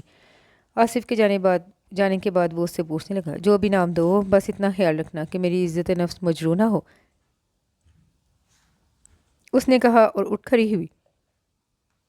फिर नाश्ते के बाद उसने खुद बंटी को उसके कमरे में पहुंचाया। आकर घर के नंबर डायल करने लगी। फ़ोन आंटी ने ही उठाया। उसकी इस बात सुनते ही वो कहने लगी, आंटी आप लोगों में से कोई आया नहीं? हाँ, वो जुनैद खान ने मना कर दिया था। क्या मतलब? उन्होंने अपने घर आने को मना किया है? नहीं नहीं, आंटी जल्दी से बोली, मेरा मतलब है ये रस्में वगैरह पूरी करने को मना किया है। फिर मैंने सोचा जब उस ऐसे ही जाना है तो किसी वक्त इत्मीनान से चले जाएंगे। तुम खुश हो? जी, वो यही जवाब दे सकती थी। और हाँ सुनो, सुबह तुम्हारे मामू जान का टेलीफोन आया था। अच्छा, क्या कह रहे थे? तुम्हारा पूछ रहे थे कि शादी ठीक ठाक हो गई और मुबारकबाद भी दे रहे थे। इसकी भी क्या ज़रूरत थी? उसने आहिस्ता से कहकर सिलसिला मुनक़ता कर दिया। फिर कितने बहुत सारे दिन गुजर गए। वो अगर खुश नहीं थी तो नाखुश भी नहीं थी। वो एक शख्स सरमद अली, जिसकी हमराही की ख्वाहिश बरसा बरस तक दिल में मचलती रही थी। वो अगर मुकद्दर में नहीं था तो फिर कोई भी हो, उससे कोई फ़र्क नहीं पड़ता था, क्योंकि ज़िंदगी तो बहरहाल गुजारनी ही थी। और वो हमेशा अबू जी के घर नहीं बैठी रह सकती थी। किसी वक्त वो अपने हालात का मुवाजना माजी से करती तो उसे हैरत होती, इतनी जल्दी कितनी बदल गई है वो। पहले वो क्या थी? कुएं की मेंढक, घर के कामों और सिलाई कढ़ाई के अलावा कुछ ना आता था। और वो ना जानती थी कि घर की चार दीवारी से बाहर की दुनिया कैसी है और वहाँ क्या हो रहा है। उसे कुछ खबर नहीं थी। हालांकि उसने इंटर तक पढ़ा था। इस दौरान वो घर की महदूद ज़िंदगी से हटकर भी कुछ देख और सोच सकती थी। लेकिन सरमद ने स्कूल और कॉलेज लाने ले जाने की जिम्मेदारी इतनी पाबंदी से निभाई थी, बल्कि एक तरह से उस पर मुसल्लत ही रहा था कि वो उससे हटकर ना कुछ देख सकी ना सोच सकी। फिर अब्बू जी के घर वो बस 3 महीने ही रही। और इन 3 महीनों में पहले कुछ वक्त इंतज़ार में कटा, बाकी मलाल में। और अब इतना ही अरसा उसे यहाँ आए हुए भी हो गया था। गो कि अब भी उसका बैरूनी दुनिया से इतना वास्ता नहीं था। लेकिन इस बड़े से घर के अंदर रहकर भी वो बहुत कुछ जानने और समझने लगी थी। ना सिर्फ घर से बाहर, बल्कि शहर से और फिर मुल्क से बाहर की बातें। दुनिया में क्या हो रहा है, किस तरह बड़ी मछलियाँ छोटी मछलियों को निगलने के लिए हर वक्त जबरों तक मुंह खोले रखती हैं। और यही नहीं, जब जिस पर बस चलता है निगल भी लेती हैं। फिर मुसलमानों पर ढाए जाने वाले मजालम और बड़ी ताकतों का खामोश तमाशाई बने रहना। वो बंटी के साथ बैठकर टीवी पर कश्मीर, बोस्निया, अफ़गानिस्तान और भारत के मुसलमानों के साथ होने वाली ज़्यादतियों और नाइंसाफ़ियों को देखती तो इसका दिल खून के आंसू होता। और जब बंटी इन खबरों पर तबसरा करने के साथ मज़ीद हालात वाक़यात पर रोशनी डालता तो वो अंदर तक लरस जाती। फिर ख़ास तौर से अपने मुल्क की हालात, सियासी, इक़्तिसादी, माशी, जैसे उसे अजबर हो गए थे। और वो ख़ुद भी इन पर तबसरा करने लगी थी। उसे अपने आप पर हैरत भी होती थी कि आखिर वो इतनी बेखबर क्यों रही। उस रोज़ नाश्ते की टेबल पर जुनैद खान ने सरसरी अंदाज में बताया वो 11 बजे की फ़्लाइट से कराची जा रहे हैं। और सुना तो उसने भी बेख्याली में था, लेकिन फिर अचानक इस शहर में गुजरे माहों साल उसके दिलो ज़हन में दस्तक देने लगे। वो सारी हस्तियाँ जिन्होंने एक उम्र मोहब्बत से सीने से लगाए रखने के बाद आखिर में दूध की मक्खी की तरह निकाल फेंका था, वो सब याद आने लगी। गो क्या वो इन सब को शिद्दत से याद नहीं करती थी और ना ही उनके लिए मुस्बत अंदाज से सोचती। फिर भी उस आंगन में गुजरे माहों साल ऐसे नहीं थे जिन्हें हमेशा के लिए भुला दिया जाता। बचपन, लड़कपन, जवानी, ये सारे मौसम उस पर इस आंगन में तो उतरे थे। और फेंट नानी अम्मा, जिनकी आगोश में उसे ममता की नरमी गर्मी मिली थी, उनकी याद इतनी शिद्दत से आई वो फ़ौरन उनके पास जाने को बेचैन हो गई। नाश्ते के बाद अपने कमरे में आई तो उनसे कहने लगी, खान साहब मैं भी आपके साथ कराची चलूँगी। इस तमाम अरसे में उसने पहली बार उनके साथ कहीं जाने की बात की थी, इसलिए वो कदरे हैरत से उसकी तरफ देखने लगे। तुम बहुत बोर होगी डियर, क्योंकि मैं तो वहाँ बहुत मसरूफ़ रहूँगा और फिर मेरा काम ऐसा है कि मैं आपके काम में मुखल नहीं होंगी खान साहब। वो जल्दी से बोली, वहाँ मेरी नानी अम्मा है, उनके पास चली जाऊँगी। जब तक आप वहाँ रहेंगे मैं नानी अम्मा के पास रहूँगी। अच्छा, कुछ सोचते हुए कहने लगे, ठीक है तुम तैयारी रखो, मैं जाते हुए तुम्हें लेता जाऊँगा। Thank you. वो खुश हो गई और उनके जाते ही उसके ब्रीफ केस के साथ अपना बैग भी तैयार कर लिया। फिर वक्त गुजारी के लिए बंटी के पास आ बैठी। क्या बात है, किसी का इंतज़ार है क्या? बातों के दौरान उसे बार बार घड़ी देखते देखकर बंटी पूछने लगा, हाँ वो तुम्हारी डैडी आएंगे इस वक्त? असल में मैं उनके साथ कराची जा रही हूँ। अच्छा, तो इसलिए इतनी खुश नज़र आ रही हैं। बाय द वे, आपको कराची जाने की खुशी है या डैडी के साथ जाने की? उसने शरीर मुस्कुराहट के साथ कहा तो वो उसे घूरते हुए बोली, दोनों बातें हैं। फिर तो मुझे कहने दीजिए कि आपकी खुशी आर्जी है। क्या मतलब? भाई ना तो डैडी का साथ आपको खुशी दे सकता है, ना वो हंगामों भरा शहर। आप बहुत बोर होंगी। वैसे भी डैडी वहाँ बहुत मसरूफ़ होंगे। मैं जानती हूँ। फिर क्यों जा रही हैं?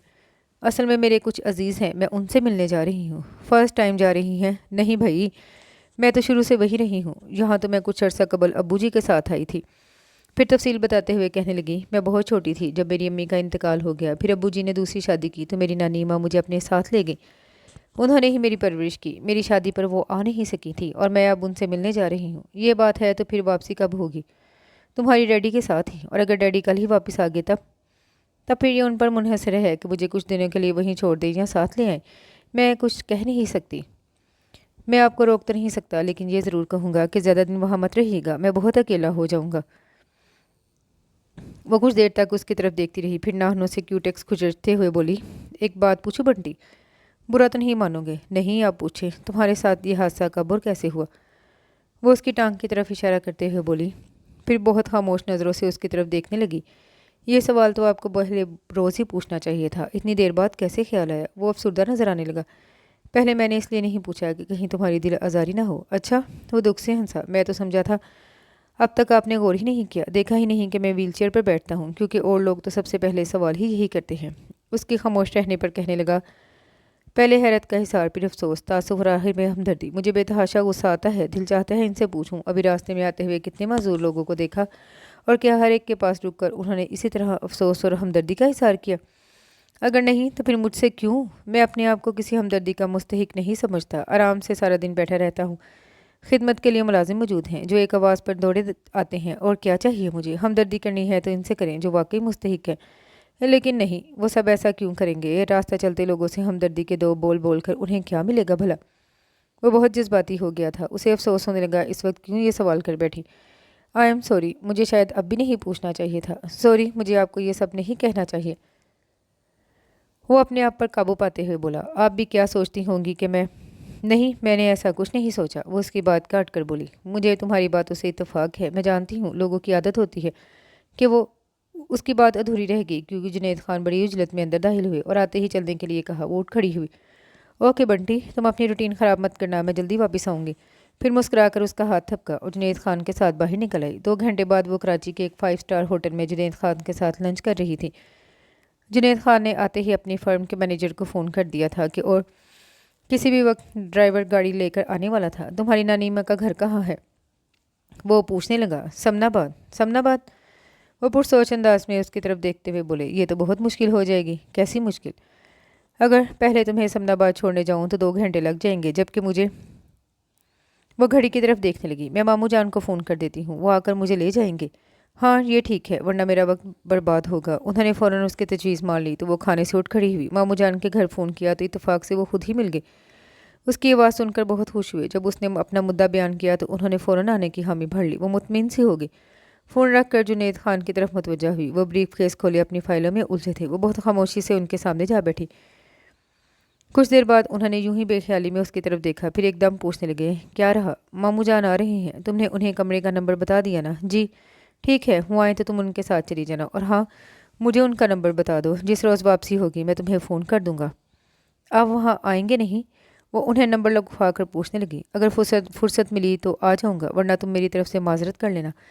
फिर ब्रीफ केस बंद करके घड़ी की तरफ देखते हुए खुद कलामी के अंदाज में पता नहीं क्या बोले और तकिया खींच कर नींद दराज हो गया। वो कुछ देर यूं ही उनकी तरफ देखती रही, फिर टेबल से मैगजीन उठाकर उसकी गर्दानी करने लगी। ज़्यादा देर नहीं गुजरी थी कि दरवाजे पर दस्तक की आवाज़ सुनाई दी। उसका और उनका भी ख्याल था कि ड्राइवर होगा, इसलिए कम इन कहकर वो उठ बैठे और सरमद को अंदर दाखिल होते देखकर वो खड़ी हो गई। उसके सलाम का जवाब देकर उनसे कहने लगी, खान साहब, ये मेरे कज़न हैं, मामू जान के बेटे सरमद। ओह अच्छा। उन्होंने सरमद का मुसाफे के लिए भरा हुआ हाथ थाम लिया, फिर बैठने का इशारा करते हुए कहने लगे, कमाल है, तुम समनाबाद से इतनी जल्दी यहाँ आ गए, जबकि मेरा ड्राइवर। मैं समनाबाद से नहीं आ रहा। फिर? मेरा ऑफिस यहाँ से करीब ही है। अबू जी ने फ़ोन किया कि मुझे इसी वक्त सजीला को लाना है, और मैं ऑफिस से यहाँ चला आया। चलो अच्छा है तुम पहले आ गए, वरना सजीला को यहाँ अकेला छोड़ जाता तो मेरा ध्यान इधर रहता। फिर उससे कहने लगे, ठीक है डियर, तुम जाओ, आप भी चलें। सरमद ने उन्हें भी अपने साथ चलने के लिए कहा। सॉरी बॉय, मुझे अपने काम से जाना है। अगर कोई प्रॉब्लम है तो चले, हम आपको छोड़ते हुए चले जाएंगे। नो प्रॉब्लम, मैंने ऑफिस फ़ोन कर दिया है, ड्राइवर गाड़ी लेकर आता होगा। वो सहूलत से उसकी पेश कर गए थे। वो उसकी तरफ देखते हुए बोला, चले फिर। उसने जुनैद खान की तरफ देखा और उनका इशारा पाकर अपना बैग उठाकर उसके साथ चल पड़ी। कैसे हो? उसके साथ गाड़ी में बैठी तो वो पूछने लगी। वैसा ही जैसा कि पहले था। फिर एक नज़र उस पर डालकर कहने लगा, अगर और बता, तुम बहुत बदली बदली लग रही हो। अच्छा, वो खाम खा हंसी। किस लिहाज से? हर लिहाज से, और यकीनन ये तब्दीली एक बड़े आदमी की लाई हुई है। हो सकता है, वो लापरवाही से कहकर शीशे से बाहर देखने लगी। घर में नानी मोमानी जान बहुत बेचैनी से उसका इंतज़ार कर रहे थे। वो जब सरमद के साथ आई तो सबसे पहले मोमानी जान ने भरकर उसे गले लगाया। ان کے انداز میں وہی پہلے جیسی محبت اور گرم جوشی تھی، جبکہ وہ کسی طرح اپنے اندر گرم جوشی پیدا نہ کر سکی۔ ماموں جان سے بھی اسی طرح ملی، البتہ نانی اماں کی آغوش میں کسی چھوٹی بچی کی طرح سما گئی اور کتنی ہی دیر تک ان سے الگ ہی نہ ہوئی۔ بس بھی کرو، آخر سرمد کو ٹوکنا پڑا، 6 مہینے کوئی اتنے زیادہ تو نہیں ہوتے، کم بھی نہیں ہوتے۔ وہ آنکھوں میں اترا پانی رومال سے جذب کرتے ہوئے بولی، چلو اب آرام سے بیٹھو۔ سرمد نے کچھ سی کھینچ کر اس کے سامنے کر دی تو نانی اماں ادھر ادھر دیکھتے ہوئے بولی، کیا اکیلی آئی ہو؟ تمہارے دلہا ساتھ نہیں آئے؟ دلہا؟ سرمد بے ساختہ اور زور سے ہنسا۔ کیا ہوا؟ ممانی جان اس کے ہنسنے پر قدرے تعجب سے پوچھنے لگی تو وہ اسی طرح ہنستا ہوا اسے مخاطب کر کے کہنے لگا، سنا تم نے نانی اماں کیا کہہ رہی ہیں؟ تمہارے دلہا؟ ہا ہا ہا، دلہا؟ وہ مسحری پر ڈھہ گیا اور اس کی شاکی نظروں سے دیکھنے کے باوجود باز نہیں آیا۔ کہنے لگا، میرے خدا، اگر خان صاحب کو یہ پتہ چل جائے کہ یہاں انہیں دلہا کہا جا رہا ہے تو تم پاگل ہو گئے ہو شاید۔ وہ دبے دبے لہجے میں دانت پیس کر بولی تو وہ ایک دم خاموش ہو گیا، لیکن مسکراہٹ ہونٹوں پر مچلتی رہ گئی۔ باولا ہوا ہے کیا؟ اس میں ہنسنے کی کیا بات ہے؟ نانی اماں نے بھی ڈانٹا۔ ہنسنے کی تو بات ہے بڑی اماں کہ آپ ایک بڈھے کھوسٹ کو دلہا کہہ رہی ہیں۔ کیا؟ ممانی جان آگے بڑھ رہی، کس کی بات کر رہی ہو؟ سجو کے دلہا میاں کی۔ وہ اطمینان سے بولا تو ممانی جان اس کی طرف تعصب بھری نظروں سے دیکھنے لگی۔ وہاں نانی اماں نے بھی دانتوں پر انگلی دبا لی اور اس صورتحال سے پریشان ہو کر وہ بلا ارادہ کہہ گئی، تم سے تو بہرحال 1000 درجے اچھے ہیں۔ ٹھیک کہتی ہو۔ وہ ایک دم سنجیدہ ہو کر اٹھ کھڑا ہوا۔ مجھ سے اچھے نہ ہوتے تو تم انہیں مجھ پر ترجیح کیوں دیتی؟ اس کے ساتھ ہی وہ کمرے سے نکل گیا۔ وہ اس کی بات نہیں سن سکی تھی، جب ہی سر جھکا کر دل ہی دل میں اپنے آپ کو ملامت کرنے لگی، کیا ضرورت تھی مجھے یہاں آنے کی؟ جانتی بھی تھی وہ اتنا بدتمیز ہے، پھر بھی چلی آئی۔ ممانی جان اس کی خاموشی کو خفقی سمجھی اور اس کا موڈ ٹھیک کرنے کی غرض سے کہنے لگی، بیٹا تم تو سرمد کی عادتوں سے واقف ہی ہو، اس کی باتوں کا برا مت ماننا۔ اس نے مسکرانے کی کوشش کی لیکن کامیابی نہیں ہوئی۔ بتاؤ تو سجو، کیا سچ مچ تمہارے دلہا؟ رات میں وہ سونے کی غرض سے نانی اماں کے پاس لیٹی تو وہ بڑی رازداری سے اسے پوچھنے لگی۔ نہیں تو نانی اماں، وہ ان کے گلے میں بازو ڈالتے ہوئے بولی، آپ بھی کس کی باتوں میں آ گئیں؟ اتنے اچھے ہیں جنید خان، بس ذرا سی عمر ہی زیادہ ہے۔ کیا پہلے شادی شدہ تھے؟ نانی اماں باقاعدہ کوریدنے لگی۔ ہاں، لیکن بیوی کا انتقال ہو چکا ہے۔ اور بچے؟ 4 ہیں، 3 لڑکے 1 لڑکی۔ اوئی اللہ! نانی اماں نے ماتھا پیٹ ڈالا۔ کہاں قسمت پھوڑ دی تمہارے بابا نے تمہاری، 4 بچوں کے باپ سے بیاہ دیا اور بچے تو تمہاری جان کو آتے ہوں گے۔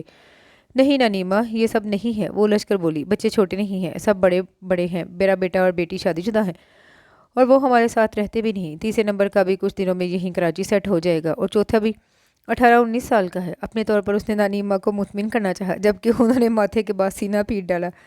مت ماری گئی تھی تمہارے بابا کی، جو اپنے سے بڑی عمر کے بندے کے ساتھ بیاہ دیا۔ میں کہتی ہوں اپنے سربند میں کیا کمی تھی؟ گھر کا بچہ ساتھ پلا بڑھا، لیکن تمہارے بابا مان کے نہ دیے۔ کیا مان کے نہ دیے؟ وہ نانی اماں کی ہری بات پر چونکی اور اٹھ کر بیٹھتے ہوئے پوچھنے لگی، یہی تمہاری اور سرمد کی شادی کی بات کس نے کی تھی؟ ہم سب نے۔ جس روز تمہارے بابا تمہیں لینے آئے تھے اسی روز میں نے، تمہارے ماموں اور ممانی نے۔ ممانی جان نے بھی؟ وہ غیر یقینی سے پوچھنے لگی، اور کیا، تمہاری مامی جان کی تو ہمیشہ سے خواہش تھی تمہیں بہو بنانے کی اور اس روز جھولی پھیلا کر تمہیں مانگا، لیکن تمہارے ابا کی ایک ہی ضد تھی، میں بات طے کر آیا ہوں، اپنی بات سے پھر نہیں سکتا۔ قدرے توقف کے بعد کہنے لگی، اب میں کیا کہوں تمہارے باپ کو، ساری عمر تو پوچھا نہیں، آخر میں حق جتا کر لے گیا، احسان فراموش ہے، کم از کم پالنے کا حق تو، اتنا حق تو ادا کرتا کہ تمہاری شادی میں ہم سے مشورہ ہی لے لیتا۔ نانی ماں اور بھی پتہ نہیں کیا کچھ کہتے کہتے سو گئی اور اس کے لیے سوچوں کا ایک نیا باب کھل گیا۔ پہلے تو اسے ان ساری باتوں کا یقین ہی نہیں آیا، پھر اس نے سوچا آخر نانی ماں اسے غلط بیانی کیوں کریں گی، پھر وہ ہر بات کو نئے سرے سے سوچنے لگی۔ ابو جی کا برسوں بعد آنا، اسے ساتھ لے جانا، پھر آنٹی کا آہستہ آہستہ اسے گھر سے متنفر کرنا اور اپنے آپ کو اس کا سب سے بڑا ہمدرد ثابت کرنا، ہر بات اس پر واضح ہوتی چلی گئی۔ وہ کیوں اتنی نادان تھی کہ ایک دوسری عورت کی باتوں پر یقین کر کے ان ہستیوں پر شبہ کر بیٹھی جو کہ آج بھی اس سے اسی طرح محبت کرتی ہیں۔ ان کی محبتیں اتنی کمزور تو نہ تھی، پھر وہ کیوں متنفر ہو گئی؟ وہ بہت دکھ کے ساتھ اپنے آپ کو ملامت کر رہی تھی۔ صبح وہ بہت جلدی اٹھ گئی، نماز سے فارغ ہو کر کچن میں آئی تو سرمد پہلے ہی سے وہاں موجود تھا۔ وہ دروازے میں رک کر خاموشی سے اسے چائے بناتے ہوئے دیکھنے لگی اور اس کی موجودگی کا احساس کر کے وہ کہنے لگا، جب سے تم گئی یہ ڈیوٹی میں نے سنبھال لی ہے۔ وہ اس کی طرف دیکھے بغیر کہہ رہا تھا، ویسے بھی اس وقت صرف میں ہی چائے پیتا ہوں اور صرف ایک کپ کے لیے امی کو اٹھانا اچھا نہیں لگتا، اور پتہ ہے اب تو مجھے یہ سوچ کر بھی افسوس ہوتا ہے، اتنا عرصہ میں تم سے زبردستی اپنے کام کرواتا رہا، تمہیں برا تو لگتا ہوگا۔ چائے کا کپ اس کی طرف بڑھاتے ہوئے وہ پوچھنے لگا۔ اس نے کپ تھام لیا لیکن اس کی بات کا جواب نہیں دیا، تب وہ اس کی غیر معمولی خاموشی محسوس کر کے چونکا۔ क्या बात है, कुछ परेशान हो? उसने आहिस्ती से नफ़ी में सर हिलाया। शायद रात ठीक से सो नहीं सकी। यही बात है ना, जगह तब्दील हो जाए तो ऐसा ही होता है। वो खुद ही कयास करता हुआ बोला। वो फिर भी खामोश रही तो सटपटा गया। चलो अंदर चलकर बैठो, मैं अम्मी को उठाता हूँ। नहीं, रहने दो और तुम यहाँ से निकलो, मैं नाश्ता बनाऊंगी। वो सपाट लहजे में बोली। क्या तुम नाश्ता बनाओगी? हाँ, क्यों? नहीं भाई, 2 दिन के लिए आई हो और फिर मेहमान भी हो। वो कुछ देर तक उसकी तरफ देखती रही, फिर भरकर खाली कप रैक पर रखते हुए बोली। कल तुमने कहा था तुम वैसे ही हो जैसे पहले थे, लेकिन तुम वैसे नहीं हो। हाँ, कोशिश ज़रूर कर रही हो कि पहले जैसे नजर आओ। नहीं भाई, मैं मत पोस करो सरमत। बंद करो ये रस्मी बातें जैसी अजनबियों के दरमियान हुआ करती हैं। हम अजनबी नहीं हैं। हम कभी भी एक दूसरे के लिए अजनबी नहीं हो सकते, समझे तुम? अरे, वो खजालत मिटाने को हंसा। तुम तो अच्छा हंसा बोलने लगी हो। ना सिर्फ बोलने लगी हूँ बल्कि समझने भी लगी हूँ। वो आगे भी कुछ कहना चाहती थी, वो सारी बातें जिन्हें वो रात समझ गई थी, लेकिन फिर कुछ सोचकर खामोश हो रही। क्या समझने लगी हो? कुछ नहीं। अब प्लीज़ तुम हटो यहाँ से, मुझे नाश्ता बनाने दो। वो ज़बरदस्ती उसे बाहर निकाल कर चूल्हे के पास खड़ी हो गई। फिर जिस वक्त मुमानी जान आई वो नाश्ता तकरीबन तैयार कर चुकी थी। उन्होंने हैरत से उसे देखा, फिर यही समझी कि सरमद ने पहले की तरह उसे काम पर लगा दिया होगा और बगैर तस्दीक किए सरमद को सख्त सुस्त कहने लगी। इंतहाई बदतमीज़ लड़का है, ज़रा ख्याल नहीं है, उसने तुम्हें उठा दिया होगा। नहीं तो मुमानी जान, मैं खुद उठी हूँ। वो उनके मज़ीद कुछ कहने से पहले बोल पड़ी। बेटा, अगर उठी गई थी तो यहाँ किचन में आने की क्या ज़रूरत थी? मुमानी जान, वो उनके गले में बाजू डालकर बोली। मैं मेहमान नहीं हूँ। फिर भी बेटा, बस आप कुछ मत कहें, अंदर जाकर बैठे, मैं नाश्ता लेकर आ रही हूँ। कल वो मुमानी जान से बहुत सर्द महरी से मिली थी और अब जबकि सारी बातें उस पर वाज़ेह हो गई थी तो उसे इस मेहरबान औरत पर बहुत प्यार आ रहा था। उसने एक उम्र उसे ममता की आगोश बख्शी थी। दिल चाह रहा था इस आगोश में सिमट कर अपनी सारी मजबूरियां कह सुनाए, बता दे उन्हें कि वो एक दूसरी औरत के फरेब का शिकार हो गई है। और इस वक्त तो नहीं। नाश्ते के बाद जब मामू जान और सरमद ऑफिस चले गए और कुछ वक्त फरागत का मिला तो नानी अम्मा ने फिर वही बातें छेड़ दी। तुम्हारे बाप ने अच्छा नहीं किया। क्या था जो तुम्हें हमारे पास छोड़ देता? अगर पहले से कहीं ज़ुबान देकर ना आता तो हम कभी भी तुम्हें उसके साथ जाने ना देते। और वो रो पड़ी। पहले नानी अम्मा और फिर मुमानी जान की गोद में सर रखा तो सबके सारे बंधन टूट गए। अब्बू जी पहले से मेरी बात तय करके नहीं आए थे, वो रोते हुए बताने लगी। वो एक प्लान के तहत मुझे अपने साथ ले गए। उन्हें बड़े लोगों की कतार में खड़ा होने के लिए सहारा चाहिए था और इस सिलसिले में उन्होंने मेरे अरमानों का गला घोंटने में ज़रा देर नहीं लगाई। उन्हें इससे कोई गर्ज नहीं थी कि जुनैद खान खुद उनसे उम्र में बड़ा और शादीशुदा बच्चों का बाप है। उन्हें सिर्फ इस बड़े प्रोजेक्ट से दिलचस्पी थी जो शादी के बाद जुनैद खान की मार्फत उन्हें मिला। मुझे तो तुम्हारे बाप के लक्षण शुरू से ही अच्छे नहीं लगे। नानी अम्मा अपने दुपट्टे से उसके आंसू पोंछते हुए बोली। मैं भी कहूँ, ये अचानक कैसे मोहब्बत ने जोश मारा कि आनन फानन लेके चलता बना। हम क्या जानते थे कि इस मोहब्बत के पीछे भी उसकी गर्ज छुपी है। बेटा, जब तुम जान गई थी तो हमें खबर करती, हम तुम्हें ले आते। मुमानी जान ने कहा तो उसकी आंखें पीछे लग पड़ी। मैं नहीं जानती थी मुमानी जान, मुझे कुछ खबर नहीं थी। ये तो रात नानी अम्मा की बातों से मुझ पर सारी बातों का इतराक हुआ। कदे तवक्कुफ के बाद कहने लगी। आंटी ने मुझे बताया कि जब अब्बू जी मुझे लेने आए तो उन्होंने आप सबसे पूछा था कि अगर आपका ख्याल मुझे हमेशा के लिए यही रखने का हो तो मुझे यहीं छोड़ देते हैं, लेकिन आपने मना कर दिया। क्या? मुमानी जान तकरीबन चीख पड़ी और नानी माँ आंटी को बुरा भला कहने लगी। नामुराद औरत, सुतेली जो ठहरी, कैसे तुम्हारा भला सोच सकती थी? और क्या उसकी अपनी कोई बेटी नहीं है जो तुम्हें यहाँ से बुला भेजा? है, लेकिन अभी बहुत छोटी है, तो उसके बड़े होने का इंतज़ार कर लेती। छोड़े अम्मा, मुमानी जान कहने लगी। आप खाम खा इस औरत को इल्ज़ाम दे रही हैं। अगर इसका अपना बाप ठीक होता तो क्या मजाल थी उसकी?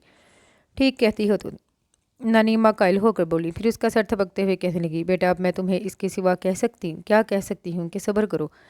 वो शायद नसीब में ऐसा ही लिखा था। मैंने तो नसीब का लिखा समझकर कबूल कर लिया था नानी माँ, लेकिन अब जब हकीकत मालूम हुई है तो दिल दर्द से पटा जा रहा है। क्या दिया है अबू जी ने सारी ज़िंदगी मुझे, कभी पूछा तक नहीं, और अब अपनी गर्ज पड़ी तो मेरा ख्याल आ गया। वो और शिद्दत से रोते हुए बोली। उन्होंने मेरा मन तोड़ दिया है। मैं सारी ज़िंदगी उनसे दूर रहकर भी उनके लिए अच्छे जज्बात रखती थी। हमेशा दुआ गो रही कि मेरा बाप जहाँ रहे खुश रहे, लेकिन उन्होंने। बेटा, मुमानी जान ने उसका सर अपने कंधे से लगाया। ये वाकई दुख की बात है, लेकिन अब क्या किया जा सकता है? चलो, यूँ रो रो कर हलकान मत हो, उठकर मुंह हाथ धो। उठो मेरी बच्ची, नानी अम्मा ने चिमकाते हुए कहा तो वो उठ खड़ी हुई। मुंह हाथ धोकर वापस आई तो नानी अम्मा और मुमानी जान सरगोशियों में बातें कर रही थी। उसे देखकर फ़ौरन खामोश हो गई और अब वो नादान नहीं थी। समझ गई कि दोनों अबू जी की हरकत पर तबसरा कर रही होंगी और साथ ही मलामत भी। वो चुपचाप उनके दरमियान बैठ गई तो मुमानी जान इस ख्याल से कहीं कहीं दोबारा ये मौजू ना छिड़ जाए उससे पूछने लगी। ये बताओ, दोपहर के खाने में क्या खाओगी? कुछ भी नहीं, मेरा मतलब है जो भी पक जाएगा, बल्कि आप मुझे बताएं, मैं पकाऊंगी। नहीं बेटा, सुबह भी तुम इतनी देर किचन में खड़ी रही हो, अब अपनी नानी अम्मा के पास आराम से बैठो। मुमानी जान, मुझे बिल्कुल अच्छा नहीं लगेगा। मैं तो आराम से बैठी रही हूँ और आप खाना पकाने में लगी रहीं। तुमने तो मुझे बहुत आराम पहुंचाया है। मुमानी जान मोहब्बत से उसका गाल छू कर बोली। फिर उठ खड़ी हुई और जाने को थी तो उसने पुकार लिया। मुमानी जान, मैं अपने हालात से समझौता कर चुकी हूँ। आपसे और नानी अम्मा से इतनी गुजारिश है, इन बातों का इल्म मामू जान और सरमत को ना हो पाए। मुमानी जान कुछ देर तक उसकी तरफ देखती रहीं, फिर पुरसोच अंदाज में सर हिलाते हुए कमरे से निकल गई। शाम में जुनैद खान का फ़ोन आया। उन्होंने बताया वो मज़ीद 2 दिन यहाँ रुकेंगे और उससे पूछा कि उसे अपने मामू जान के घर में कोई तकलीफ़ तो नहीं। उसने अपनी तरफ, क्या करूँगी यहाँ रहकर? वहाँ क्या करती हो?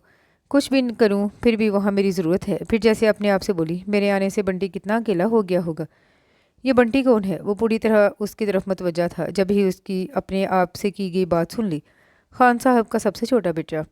बहुत छोटा, मेरा मतलब है गोद का बच्चा। अरे नहीं, वो हंस पड़ी। फिर उसके साथ बरामदे से उतरकर आंगन में आते हुए उसे बंटी के बारे में बताने लगी। एक बात कहूँ, बुरा तो नहीं मानोगी? वो बंटी के बारे में सुनकर कहने लगा। वो सवालिया नज़रों से देखने लगी। मुझे लगता है खान साहब ने सिर्फ बंटी के लिए तुमसे शादी की है, वरना इस उम्र में उन्हें क्या ज़रूरत थी भला? उसका अपना भी यही ख्याल था। इसके बावजूद उसकी तरदीद कर दी। नहीं खैर, ऐसी बात तो नहीं है। मुझे खुद ही बंटी का ख्याल रहता है। उसके बगौर देखने पर नज़रें चुराते हुए बोली। अगर ऐसी बात होती तो खान साहब मुझे अपने साथ लेकर क्यों आते, उसके पास छोड़ देते? ये तो है, साफ लग रहा था वो महज उसकी बात रखने की खातिर ऐसा कह रहा है। जब भी वो मौजू बदल गई। सुनो, अगर इस वक्त तुम्हारा कहीं जाने का प्रोग्राम नहीं है तो मुझे तारक रोड ले चलो। क्या करोगी? उसने शायद बेख्याली में पूछ लिया। जाहिर है शॉपिंग। अच्छा हाँ। वो अपनी बेखबरी पर हंसा, फिर फ़ौरन उठता हुआ बोला, मुझे ले जाने पर एतराज़ नहीं है, लेकिन अगर तुम्हारे खान साहब ने कहीं रास्ते में देख लिया तो क्या हुआ? वो क्या कहेंगे भला? सॉरी, मैं भूल गया था। ये खौफ तो हम मिडिल क्लास वालों को होता है। उसके शाकी नज़रों से देखने पर शाने उचकाकर बोला। चलो जल्दी से तैयार हो जाओ, मैं बस तैयार ही हूँ। तुम अलबत्ता चेंज कर लो, मैं जब तक मुमानी जान और नानी अम्मा से कह दूँ। उसके साथ ही वोट कर अंदर चली गई। नानी अम्मा और मुमानी जान से कहकर अपना पर्स उठाया और वापस आई तो वो सिर्फ शर्ट चेंज करके बटन बंद करता हुआ आ रहा था। उसे देखकर बाहर की तरफ चला गया तो वो भी खामोशी से उसके पीछे चली आई।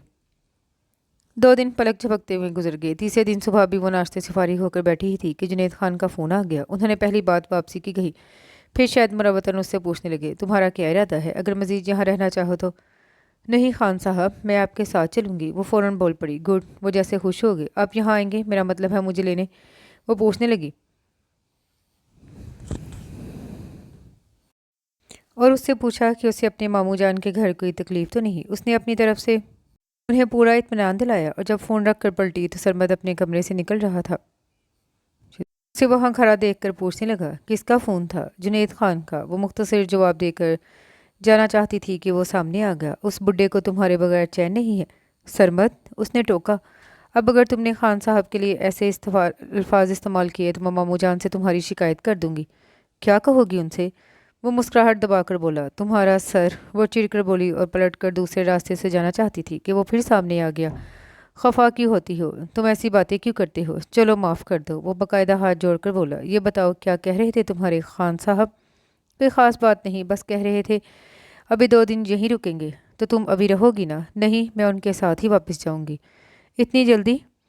अपने लहजे की बेख्तियारी बेकरारी को खुद ही महसूस करके फ़ौरन संभलता हुआ बोला, मेरा मतलब है जब आ ही गई हो तो कुछ दिन रहो। इतनी जल्दी जाने की क्या ज़रूरत है? क्या करूँगी यहाँ रहकर? वहाँ क्या करती हो? कुछ ना भी करूँ, फिर भी वहाँ मेरी ज़रूरत है। फिर जैसे अपने आप से बोली, मेरे आने से बंटी कितना अकेला हो गया होगा। ये बंटी कौन है? वो पूरी तरह उसकी तरफ मतवज्जा था। जब ही उसकी अपने आपसे की गई बात सुन ली। खान साहब का सबसे छोटा बेटा है? बहुत छोटा, मेरा मतलब है गोद का बच्चा। अरे नहीं, वो हंस पड़ी। फिर उसके साथ बरामदे से उतरकर आंगन में आते हुए उसे बंटी के बारे में बताने लगी। एक बात कहूँ, बुरा तो नहीं मानोगी? वो बंटी के बारे में सुनकर कहने लगा। वो सवालिया नज़रों से देखने लगी। मुझे लगता है खान साहब ने सिर्फ बंटी के लिए तुमसे शादी की है, वरना इस उम्र में उन्हें क्या ज़रूरत थी भला? उसका अपना भी यही ख्याल था। इसके बावजूद उसकी तरदीद कर दी। नहीं खैर, ऐसी कोई बात नहीं। मुझे खुद भी बंटी का ख्याल रहता है। उसके बगौर देखने पर नज़रें चुराते हुए बोली, अगर ऐसी बात होती तो खान साहब मुझे अपने साथ लेकर क्यों आते, उसके पास छोड़ देते? ये तो है, साफ लग रहा था वो महज उसकी बात रखने की खातिर ऐसा कह रहा है। जब भी वो मौजू बदल गई। सुनो, अगर इस वक्त तुम्हारा कहीं जाने का प्रोग्राम नहीं तो मुझे तारिक रोड ले चलो। क्या करोगी? उसने शायद बेख्याली से पूछ लिया। जाहिर है शॉपिंग। अच्छा हाँ। वो अपनी बेखबरी पर हंसा, फिर फ़ौरन उठता हुआ बोला, मुझे ले जाने पर एतराज़ नहीं, लेकिन अगर तुम्हारे खान साहब ने कहीं रास्ते में देख लिया तो क्या हुआ? वो क्या कहेंगे भला? सॉरी, मैं भूल गया था, ये खौफ तो हम मिडिल क्लास वालों को होता है। उसके शाकी नज़रों से देखने पर शाने उचकाकर बोला, चलो जल्दी से तैयार हो जाओ, मैं बस तैयार ही हूँ, तुम अलबत्ता चेंज कर लो, मैं जब तक नानी अम्मा और मोमारी जान से कह दूँ। उसके साथ ही वो उठकर अंदर चली गई। नानी अम्मा और मोमारी जान से कहकर अपना पर्स उठाया और वापस आई तो वो सिर्फ शर्ट चेंज करके बटन बंद करता हुआ आ रहा था। उसे देखकर बाहर की तरफ चल पड़ा तो वो भी खामोशी से उसके पीछे चली आई। 2 दिन पलक झपकते ही गुजर गए। तीसरे दिन सुबह भी वो नाश्ते से फारिग होकर बैठी ही थी कि जुनैद खान का फ़ोन आ गया। उन्होंने पहली बात वापसी की ही कही, फिर शायद मुरवतन उससे पूछने लगे, तुम्हारा क्या इरादा है? अगर मज़ीद यहाँ रुकना चाहो तो? नहीं खान साहब, मैं आपके साथ चलूँगी। वो फ़ौरन बोल पड़ी, गुड। वो जैसे खुश हो गई। आप यहाँ आएंगे? मेरा मतलब है मुझे लेने। वो पूछने लगी। सॉरी डियर, मैं बिल्कुल फारिग नहीं हूँ। तुम 4 बजे तक अपने कज़न के साथ होटल आ जाना। जी बेहतर। उसने ज़्यादा इसरार नहीं किया। फ़ोन रख कर नानी अम्मा के पास चली आई। उन्हें अपनी वापसी का बताया तो वो खफगी से बोली, यहाँ क्या आग उठाने आई थी? नहीं, आपसे मिलने। वो उनकी गोद में सर रख कर लेट गई। सिर्फ 2 दिन के लिए। मैं तो अभी तुम्हें दिल भर कर देख भी नहीं पाई। मैं फिर आऊँगी नानी अम्मा। वो उनके बुरे हाथ अपने गालों से लगाते हुए कहने लगी, अभी तो मैं क्योंकि बगैर प्रोग्राम की आई थी इसलिए जल्दी जा रही हूँ। फिर आऊँगी तो बहुत सारे दिन रहूँगी। फिर पता नहीं कब आओगी, जब आप बुलाएंगी। बल्कि ऐसा करें, सरमत की शादी कर डालें, फिर तो मैं ज़रूर आऊँगी। मैं बुलाऊँगा तब ना। वो जो अंदर आ रहा था वो उसकी आखिरी बात सुनकर कहने लगा, क्या मतलब? वो चौंक कर उसकी तरफ देखने लगी। क्या तुम मुझे अपनी शादी में नहीं बुलाओगे? हरगिज़ नहीं। क्यों? मेरी मर्ज़ी। बेटा, तुम किससे उलझने लगी? जानती तो हो ये तुम्हें तंग करता है। भला ये कैसे मुमकिन है सरमत की शादी हो और तुम्हें ना बुलाया जाए? ननीमा ने कहा और वो उसे घूरने लगी। कच्चा खाने का इरादा है क्या? वो उसके घूरने पर शरारत से बोला, बको मत और सुनो, आज जल्दी आ जाना, मुझे 4 बजे होटल पहुंचना है। खैरियत? हाँ, अभी खान साहब का फ़ोन आया था, आज हम वापस जा रहे हैं। तो क्या जुनैद खान यहाँ नहीं आएंगे? नहीं, उन्हें फुर्सत नहीं है। तो फ़ोन करके उन्हें कह दो मुझे भी फुर्सत नहीं, और ना ही मैं उनका मुलाजिम हूँ कि उनके कहने पर तुम्हें लाने और ले जाने की ड्यूटी अंजाम देता फिरो। सरमद? वो उसकी अचानक मूड बदलने पर हैरान हुई। तुम उनकी बीवी हो, उनकी जिम्मेदारी हो, ना कि मेरी। उसके साथ ही वो पैर पटकता हुआ कमरे और फिर घर से ही निकल गया। वो कुछ देर तक उसके पीछे नजरें दुराती रही, फिर तवील सांस लेकर नानीमा के हाथ अपनी आंखों पर रख लिए और अपनी हथेलियों पर नमी महसूस करके नानी अम्मा उस पर झुक गई। बेटा, इसकी बातों का बुरा मत मानना। मुझे बुरा नहीं लगा नानी अम्मा, और फिर वो गलत तो नहीं कह रहा। आंसुओं की अमेज़ी उसके लहजे में भी सिमट आई थी। फिर रो ही रही हो? मैं रो तो नहीं रही। उसने मुस्कुराने की कामयाब कोशिश की और उस आंखों पर से नानी अम्मा के हाथ हटाकर उनकी तरफ देखने लगी। इस समय वो नानी अम्मा को छोटी सी मासूम बच्ची की तरह लगी जो अपनी किसी भी कोशिश में कामयाब होकर फखरिया अंदाज में दाद तलब नज़रों से देखती है। उन्होंने उसकी पेशानी चूम ली। अपने मामू जान से कहना वो तुम्हें छोड़ आएंगे। मेरा जाना कोई मसला नहीं है नानी माँ, मैं अकेली भी जा सकती हूँ। खैर छोड़े, ये बताएं मुमाने जाने सरमत के लिए कोई लड़की भी देखी या नहीं? वो खूबसूरती से बात बदल गई, साथ ही मूड भी। लड़कियां तो कहीं एक नज़र में है, लेकिन क्या? वो फ़ौरन पूछने लगी। सरमद अभी राज़ी नहीं है? क्यों, क्या कहता है? कुछ भी नहीं, बस अभी नहीं की रट लगा देता है। पता नहीं क्या चाहता है। कदरे तवक्कुफ़ के बाद कहने लगी, इतना अरमान है उसकी शादी का? कम अज़ कम मेरा ही ख्याल करे। बूढ़ी जान हूँ, ज़िंदगी का क्या भरोसा, आज हूँ कल नहीं। अरे नहीं नानी माँ, अभी आपको बहुत जीना है। सरमद तो क्या, उसके बच्चों की शादियाँ भी देखनी हैं। और शायद बच्चों के जिक्र पर ही नानी अम्मा को याद आया तो उससे पूछने लगी, सुनो, तुम्हारी शादी को कितना अरसा हुआ? यही 4-5 महीने। 5 महीने? ननीमा कुछ सोचते हुए कहने लगी, ये कोई इतना ज़्यादा अरसा तो नहीं, फिर भी तुम किसी डॉक्टर को दिखाओ। क्यों? वो बिल्कुल नहीं समझी। बच्चे के लिए? बच्चा? होंठों की बेआवाज़ जुम्बिश के साथ ही दिल में ममता का मीठा मीठा एहसास जाने लगा। हाँ सजो, तुम इस सिलसिले में लापरवाही मत करना। ननीमा उसे समझाने लगी। ऐसी सूरत में जबकि जुनैद खान के बच्चे मौजूद हैं, तुम्हें गाफिल नहीं होना चाहिए। जुनैद खान का क्या भरोसा, हो सकता है उसे मजीद बच्चे की आरजू ना हो। नानीमा की बात समझकर उसका हाथ बेख्तियार अपने सीने पर चला गया और नानी अम्मा कह रही थी, औरत की तकमील माँ बनने से ही होती है।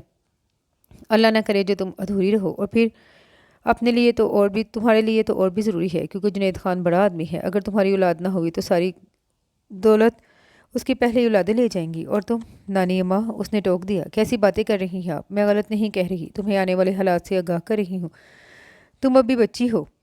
कदर तवक्कुफ़ के बाद कहने लगी, दुनिया में यही कुछ हो रहा है। खुदा न खास्ता कल को जुनैद खान को कुछ हो जाए तो इस घर में तुम्हारी जगह नहीं रहेगी। और तुम कह रही थी कि उसकी औलादें तुमसे बहुत बड़ी हैं, तो ऐसी सूरत में वो तुम्हें खड़े खड़े निकाल बाहर करेंगे। हाँ, अगर जायदाद का हिस्सा पैदा कर लो तो फिर किसी की मजाल नहीं जो तुम्हें कुछ कह सकें। وہ کچھ خوفزدہ ہو گئی اور یقیناً اس وقت کا تصور کر کے اندر ہی اندر دہلنے لگی تھی۔ اللہ نہ کرے جو جنید خان کو کچھ ہو۔ وہ سہم کر بولی، ہاں بیٹا، وہ تمہارا سہاگ ہے، اللہ اسے سلامت رکھے۔ پھر بھی بس نانی اماں، اس میں مزید کچھ سننے کا حوصلہ نہیں تھا، اس لیے اٹھ کر اپنا بیگ ٹھیک کرنے لگی۔ پھر کچھ وقت اس نے اپنے آپ کو بہت مصروف رکھنے کی کوشش کی۔ کچن میں جا کر مومانی جان کے منع کرنے کے باوجود کھانا پکانے میں ان کے ساتھ لگی رہی۔ اصل میں نانی اماں کی باتوں نے اسے خوفزدہ کر دیا تھا اور وہ ان کے پاس سے اٹھ تو آئی تھی، لیکن ذہن مسلسل الجھا ہوا تھا۔ مومانی جان سے باتیں کرتے ہوئے بھی وہ ایک دم خاموش ہو جاتی۔ ابھی پتہ نہیں انہوں نے کیا کہا تھا، اس نے سنا ہی نہیں، بس چپ چاپ ان کی طرف دیکھ رہی تھی۔ تو پھر تم سب سرمد سے بات کرو گی نا؟ مومانی جان نے کہا تو وہ چونک گئی۔ کیا بات؟ شادی کی، اس سے کہو شادی کر لے۔ تمہارے جانے سے یہ گھر سونا سونا ہو گیا ہے، اس کی دلہن کے آنے سے پھر رونق ہو جائے گی۔ میری بات کہاں مانتا ہے وہ؟ اس نے دامن بچانا چاہا۔ تم کہہ کر تو دیکھو، ہو سکتا ہے مان لے۔ اچھا، لیکن اب میری اس سے ملاقات کہاں ہوگی؟ وہ تو شام میں آئے گا، جبکہ مجھے 3 بجے یہاں سے نکل جانا ہے۔ اسے اچانک اس کی صبح والی باتیں اور رویہ یاد آیا تو معذوری ظاہر کرنے لگی۔ شام میں کیوں آئے گا؟ اسے معلوم ہے آج تم نے جانا ہے، یقیناً دوپہر تک آ جائے گا، پھر تمہیں چھوڑنے بھی تو جائے گا۔ نہیں، صبح وہ منع کر گیا تھا، کہہ رہا تھا میں تمہارا نوکر نہیں لگا ہوا۔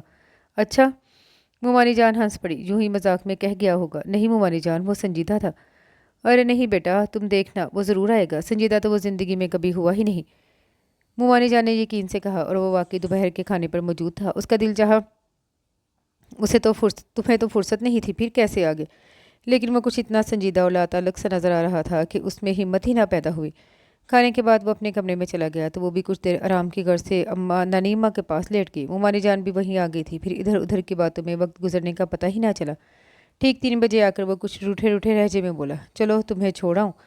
اور وہ اب بھی بہت کچھ کہنا چاہتی تھی، لیکن مومانی جان کا خیال کر کے خاموشی سے اٹھ کھڑی ہوئی، اپنا بیگ لا کر سامنے رکھا۔ پھر مومانی جان اور نانی اماں سے مل کر ڈہرہ دعائیں لیے اس کے پیچھے باہر نکل آئی۔ یہ مت سمجھنا کہ میں تمہارا یا جنید خان کا خیال کر کے آیا ہوں، وہ گاڑی سٹارٹ کرتا ہوا بولا، مجھے ابا جی نے تاکید کی تھی اس لیے چلایا۔ شکریہ، وہ مصالحت میں آمادہ تھی، اس لیے مسکرا کر شکریہ کہا تو وہ بھی زیادہ دیر اپنا موڈ خراب نہ رکھ سکا۔ پھر کب آؤ گی؟ تمہاری شادی پر۔ یقیناً امی نے تمہیں کہا ہوگا مجھے شادی پر آمادہ کرنا۔ اسے حیرت تو ہوئی لیکن ظاہر نہیں کیا، انجان بن کر پوچھنے لگی، کیوں؟ کیا تم شادی کے لیے آمادہ نہیں ہو؟ شادی کروں گا لیکن ابھی نہیں۔ ابھی کیوں نہیں؟ بس میری مرضی، اور اب خدا کے لیے اس موضوع پر بات مت کرنا، وہ اکتا کر بولا تو وہ کندھے اچکا کر شیشے سے باہر دیکھنے لگی۔ سنو، اب میں نے یہ بھی نہیں کہا کہ بالکل ہی خاموش ہو جاؤ، اور تم کسی اور موضوع پر بات کر سکتی ہو۔ وہ اسے مسلسل شیشے سے باہر دیکھتے ہوئے بولا تو وہ سیدھی ہو بیٹھی۔ کبھی لاہور آؤ نا، میرا مطلب ہے ہمارے گھر۔ وعدہ تو نہیں کرتا، ہاں اگر لاہور آنا ہوا تو پھر تمہارے پاس بھی ضرور آؤں گا، وہ خوش دلی سے بولا۔ پھر ہوٹل سے باہر ہی گاڑی روک کر پچھلی سیٹ سے اس کا بیگ اٹھا کر اس کی طرف بڑھاتا ہوا بولا، خدا حافظ۔ کیا مطلب؟ کیا تم یہیں سے واپس چلے جاؤ گے؟ وہ اس کی بے بروتی پر حیران ہو کر بولی، ہاں۔ نہیں سرمد، یہ اچھا نہیں لگتا، خان صاحب کیا سوچیں گے؟ خان صاحب کی بہت فکر ہے تمہیں؟ وہ چڑ گیا، کیا نہیں ہونی چاہیے؟ شاید وہ کوئی غلط بات کہنے جا رہا تھا کہ فوراً ہونٹ بھینج کر اپنی طرف کا دروازہ کھول کر نیچے اتر گیا۔ پھر اس کے ساتھ اوپر آیا تو بس کچھ ہی دیر جنید خان کے پاس بیٹھا، اس کے بعد اپنے کسی کام کا بہانہ کر کے چلا گیا تھا۔ وہی گھر تھا جہاں 3 دن پہلے تک وہ حالات سے سمجھوتا کر کے بہت مطمئن زندگی گزار رہی تھی۔ بس کبھی کبھی یہ خیال اسے آزردہ کرتا، اسے اتنی محبت کرنے والی ہستیوں نے آخر میں دودھ کی مکھی کی طرح اسے نکال پھینکا، ورنہ تو ہر طرح کا اطمینان ہی تھا۔ اور اب جب کہ صرف 3 دن کے بعد دوبارہ اس گھر میں آئی تو ہر شے اجنبی لگ رہی تھی، حالانکہ سب کچھ ویسا ہی تھا۔ اس نے غور کیا تو اپنے آپ پر حیرت ہوئی کہ تبدیلی تو خود اس میں آئی تھی۔ اس کبھی کبھار کے خیال کی جگہ دل میں ایک کسک اور خلش جاگ اٹھی تھی کہ جب زندگی کی ناؤ کو اس کی خواہش کے عین مطابق من پسند کنارہ مل رہا تھا تو پھر امی ابو نے کسی طوفان کی طرح آ کر اس کا رخ کیوں موڑ دیا؟ حیرت اسے سرمد پر بھی تھی کہ اس نے ان 3 دنوں میں ایک بار بھی گزشتہ زندگی کی کسی بات کو دہرایا نہیں تھا، اور کچھ نہیں تو اس پر بے وفائی کا الزام تو رکھ ہی سکتا تھا، لیکن اس نے تو اپنے کسی انداز سے بھی ظاہر نہیں کیا کہ وہ کبھی اس کے سامنے اپنے جذبوں کا بے نقاب کر چکا ہے۔ اور کمال ضبط کا مظاہرہ تو وہ بھی کر گئی تھی کہ ساری حقیقت جاننے کے بعد بھی اس کا سامنا کیا، اور یہی نہیں بلکہ نانی اماں اور مومانی جان پر بھی یہی ظاہر کیا کہ وہ ان حالات کو نہ صرف مقدر کا لکھا سمجھ کر قبول کر چکی ہے بلکہ مطمئن بھی ہے۔ اور اب یہاں آ کر وہ پچھلے کئی دنوں سے اپنے آپ سے پوچھ رہی تھی، کیا وہ واقعی مطمئن ہے؟ جواب میں دل دہائیاں دینے لگتا تو وہ گھبرا جاتی، پریشان ہو کر اپنے آپ کو ملامت کرنے لگتی کہ اب جب کہ زندگی مخصوص راستوں پر چلنے لگی ہے تو وہ کیوں گزشتہ راستوں کو کھوجنے لگی ہے۔ کئی بار سوچا کہ ابو جی یا پھر آنٹی سے جا کر پوچھے کہ انہوں نے اس کے ساتھ ایسا کیوں کیا۔ اپنے مفاد کی خاطر حسین محبت کرنے والی ہستیوں سے کیوں کھینچ لائے، لیکن ہمیشہ وہ صرف سوچ کر رہ گئی۔ البتہ اتنا ضرور کیا کہ ابو جی کے گھر جانا بالکل ہی چھوڑ دیا۔ ان دنوں بنٹی اسے خاص طور سے نوٹ کر رہا تھا کہ وہ کچھ الجھی سے رہتی ہے، کبھی بے تحاشا بولتی جیسے اپنے اندر کی آوازوں کو دبانا چاہتی ہو، اور کبھی ایک دم خاموش جیسے اندر کی آوازوں کو دباتے دباتے تھک کر خود انہی میں کھو گئی ہو۔ آخر آپ کی پرابلم کیا ہے؟ اس روز اس کی مسلسل خاموشی سے تنگ آ کر وہ پوچھنے لگا، کون سی پرابلم؟ وہ چونکی کر اس کی طرف دیکھنے لگی۔ اس کا مطلب ہے ایک نہیں کئی پرابلمس ہے۔ پتہ نہیں کیا کہہ رہے ہو تم؟ میرا خیال ہے آپ میری بات سمجھ رہی ہیں۔ نہیں بھائی، میں بالکل نہیں سمجھ رہی۔ اچھا۔ وہ کچھ دیر تک اس کی طرف دیکھتا رہا، پھر کہنے لگا، میں یہ کہنا چاہتا ہوں کہ جب سے آپ کراچی سے ہو کر رہی ہیں بہت اپسیٹ رہنے لگی ہیں، اور پوچھنا یہ ہے کہ آخر وہاں ایسی کیا بات ہوئی جس نے آپ کو پریشان کر رکھا ہے؟ ارے یہ بنٹی تو بہت تیز ہے، اس نے دھڑکتے دل کے ساتھ سوچا اور فوراً اپنے آپ پر قابو پاتی ہوئی مسکرا کر بولی، تمہارا وہم ہے بنٹی، ورنہ ایسی تو کوئی بات نہیں، میں بالکل بھی پریشان نہیں ہوں۔ چلیے مان لیتا ہوں، لیکن پلیز آپ اتنی خاموش نہ رہا کریں، مجھے وحشت ہونے لگتی ہے۔ پہلے میں زیادہ تو نہیں بولتی تھی، ہاں لیکن سنتی تو تھی، میرا مطلب ہے توجہ سے، آپ میری طرف توجہ رہتی تھی، اور اب ایسا لگتا ہے جیسے آپ صرف جسمانی طور پر میرے پاس موجود ہوں اور آپ کا ذہن۔ آئی ایم سوری بنٹی، وہ اس کی بات کاٹ کر کہنے لگی، میں ان دنوں واقعی تمہاری باتیں توجہ سے نہیں سن رہی تھی، اس کی کوئی خاص وجہ ہے؟ وہ شاید ہر صورت جاننا چاہتا تھا اور وہ اسے مطمئن کرنے کی غرض سے بولی، اصل میں تمہارے ڈیڈی کی طرف سے فکر مند ہوں، اتنے مصروف رہتے ہیں ہر وقت، کام کام، اور جتنا کام کرتے ہیں اس حساب سے آرام بالکل نہیں کرتے، تم نے دیکھا نہیں ان کی صحت کتنی متاثر ہو رہی ہے۔ اس نے بنٹی کو مطمئن کرنے کی غرض سے اپنی طرف سے اس کی توجہ ہٹانے کی خاطر یوں ہی بات بتائیں کہ اچانک نانی ماں کی باتیں یاد آنے لگی۔ انہوں نے کہا تھا خدا نہ خواستہ جنید خان کو کچھ ہو گیا تو اس گھر میں تمہاری جگہ نہیں رہے گی، البتہ جائیداد کا حصہ پیدا کر لو تو، اور پھر اللہ نہ کرے جو تم ادھوری رہو۔ اچانک اسے اپنے خالی پن کا احساس ہونے لگا تو وہ خاموشی سے بنٹی کے پاس سے اٹھ کر اپنے کمرے میں آ گئی۔ کتنی دیر تک وہ اس نہج پر سوچتی رہی۔ اس کی شادی کو زیادہ عرصہ نہیں ہوا تھا، بس صرف 7 ماہ، اور اگر حالات ایسے نہ ہوتے تو شاید ابھی وہ نئے مہمان کے بارے میں سوچتی بھی نہ، لیکن اب نانی ماں کی باتوں نے اسے سوچنے پر مجبور کر دیا۔ اسے جائیداد کا لالچ نہیں تھا، البتہ وہ اپنی تکمیل ضرور چاہتی تھی۔ اسی رات جنید خان کے سامنے اس نے خاص طور سے بچوں کا ذکر چھیڑ دیا۔ وہ ان کے تاثرات دیکھنا چاہتی تھی، جاننا چاہتی تھی آیا وہ مزید بچوں کی آرزو رکھتے ہیں یا نہیں، اور اسے بہت مایوسی ہوئی جب انہوں نے کوئی توجہ نہیں دی۔ پھر اگلے کئی دن تک وہ انہیں آزماتی رہی، کبھی بچوں کی باتیں اور کبھی بچوں کی کوئی مووی لگا دیتی، اور جنید خان پتہ نہیں سمجھ رہے تھے یا جان بوجھ کر انجان بن رہے تھے۔ بہرحال وہ خاصی دل برداشتہ ہوئی اور ایک آخری خواہش کے طور پر ان سے صاف بات کرنے کی جرت کر بیٹھی، خان صاحب میں اپنی تکمیل چاہتی ہوں۔ کیا مطلب؟ میں وہ ہچکچائی، میرا مطلب ہے میں ماں بننا چاہتی ہوں۔ ارے جنید خان کا کہا بے ساختہ تھا، میری بیوی بنتے ہی نہ تم نہ صرف ماں بلکہ نانی اور دادی بھی بن گئی ہو۔ وہ تو ٹھیک ہے خان صاحب، لیکن میں اپنے بچے کی ماں بننا چاہتی ہوں جو میری کوکھ سے جنم لے، میری آغوش میں پرورش پائے۔ کم آن سویٹی، انہوں نے ٹوکا، صرف اپنے بارے میں نہیں میرے بارے میں بھی سوچو، اب اس عمر میں شیر خوار بچے کا باپ کہلاتا اچھا لگوں گا کیا؟ قدر توقف کے بعد کہنے لگے، فریحہ پہلے ہی خفا ہے اور میں نے اس عمر میں شادی کیوں کی، اور اب اگر بچے پیدا کرنے لگوں تو صرف ایک؟ وہ ان کی بات پوری ہونے سے پہلے ہی بول پڑی، امپاسبل۔ پیشانی شکن آلود اور لہجے کی سختی نے اسے نہ صرف اندر تک ہلا دیا بلکہ باور بھی کرا دیا کہ اس سلسلے میں کوئی بات نہ اب نہ آئندہ کبھی سنیں گے۔ وہ سر جھکا کر اپنے اندر ہمکتے ممتا کے جذبے کا گلا گھونٹنے کی کوشش کرنے لگی کہ وہ کہنے لگے، سنو، تمہیں صرف ماں بننے کی خواہش ہے یا میری جائیداد میں حصے دار پیدا کرنا چاہتی ہو؟ میرے خدا! اسے حیرت کے ساتھ دکھ بھی ہوا، تعصب بھری نظروں سے دیکھتی بولی، مجھے جائیداد میں سے کچھ نہیں چاہیے خان صاحب، بس ایک بچہ جو میری ممتا کا سہارا ہو۔ میرا یقین کرے، میں اپنے لیے اور اس کے لیے کچھ نہیں مانگوں گی۔ اچھا؟ وہ پتہ نہیں کیوں ہنسے تھے، تمہیں شاید پیسے کی اہمیت کا اندازہ نہیں ہے، بہرحال میں تمہاری یہ خواہش پوری نہیں کر سکتا۔ وہ کروٹ بدل گئے اور وہ بقیہ تمام رات آنکھوں پر باندھتی رہی۔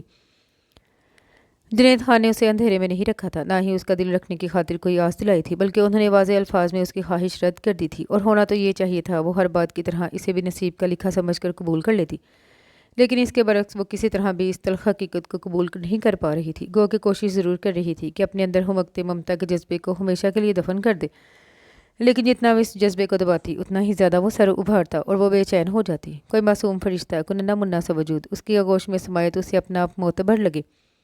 کیا وہ کبھی معتبر نہیں ہوگی؟ وہ سوچتی، کیا اس کی سماعتیں ہمیشہ ایک لفظ ماں سننے کو درستی رہیں گی؟ کوئی تو ہو جو میرے تڑپنے مچلنے جذبات کو فقط ایک لفظ سے شانتی بخش دے۔ और फिर वो सुकून ढूंढती हुई बंटी के पास जा बैठी। इस इतने बड़े घर में एक वही तो था जो अपनी कहता तो उसकी भी सुनता था। उसकी व्हीलचेयर के आगे घुटने टेक कर बैठी और उसके मजबूत हाथों पर अपने हाथ रखती हुई बोली, सुनो बंटी, तुम्हें याद है अव्वल रोज़ तुमने पूछा था कि तुम मुझे क्या कहकर मुखातिब किया करो? हाँ, और शायद आपने कहा था जो भी नाम दो, लेकिन इतना ख्याल रखना मेरी इज़्ज़त नफ्स मजरू ना हो।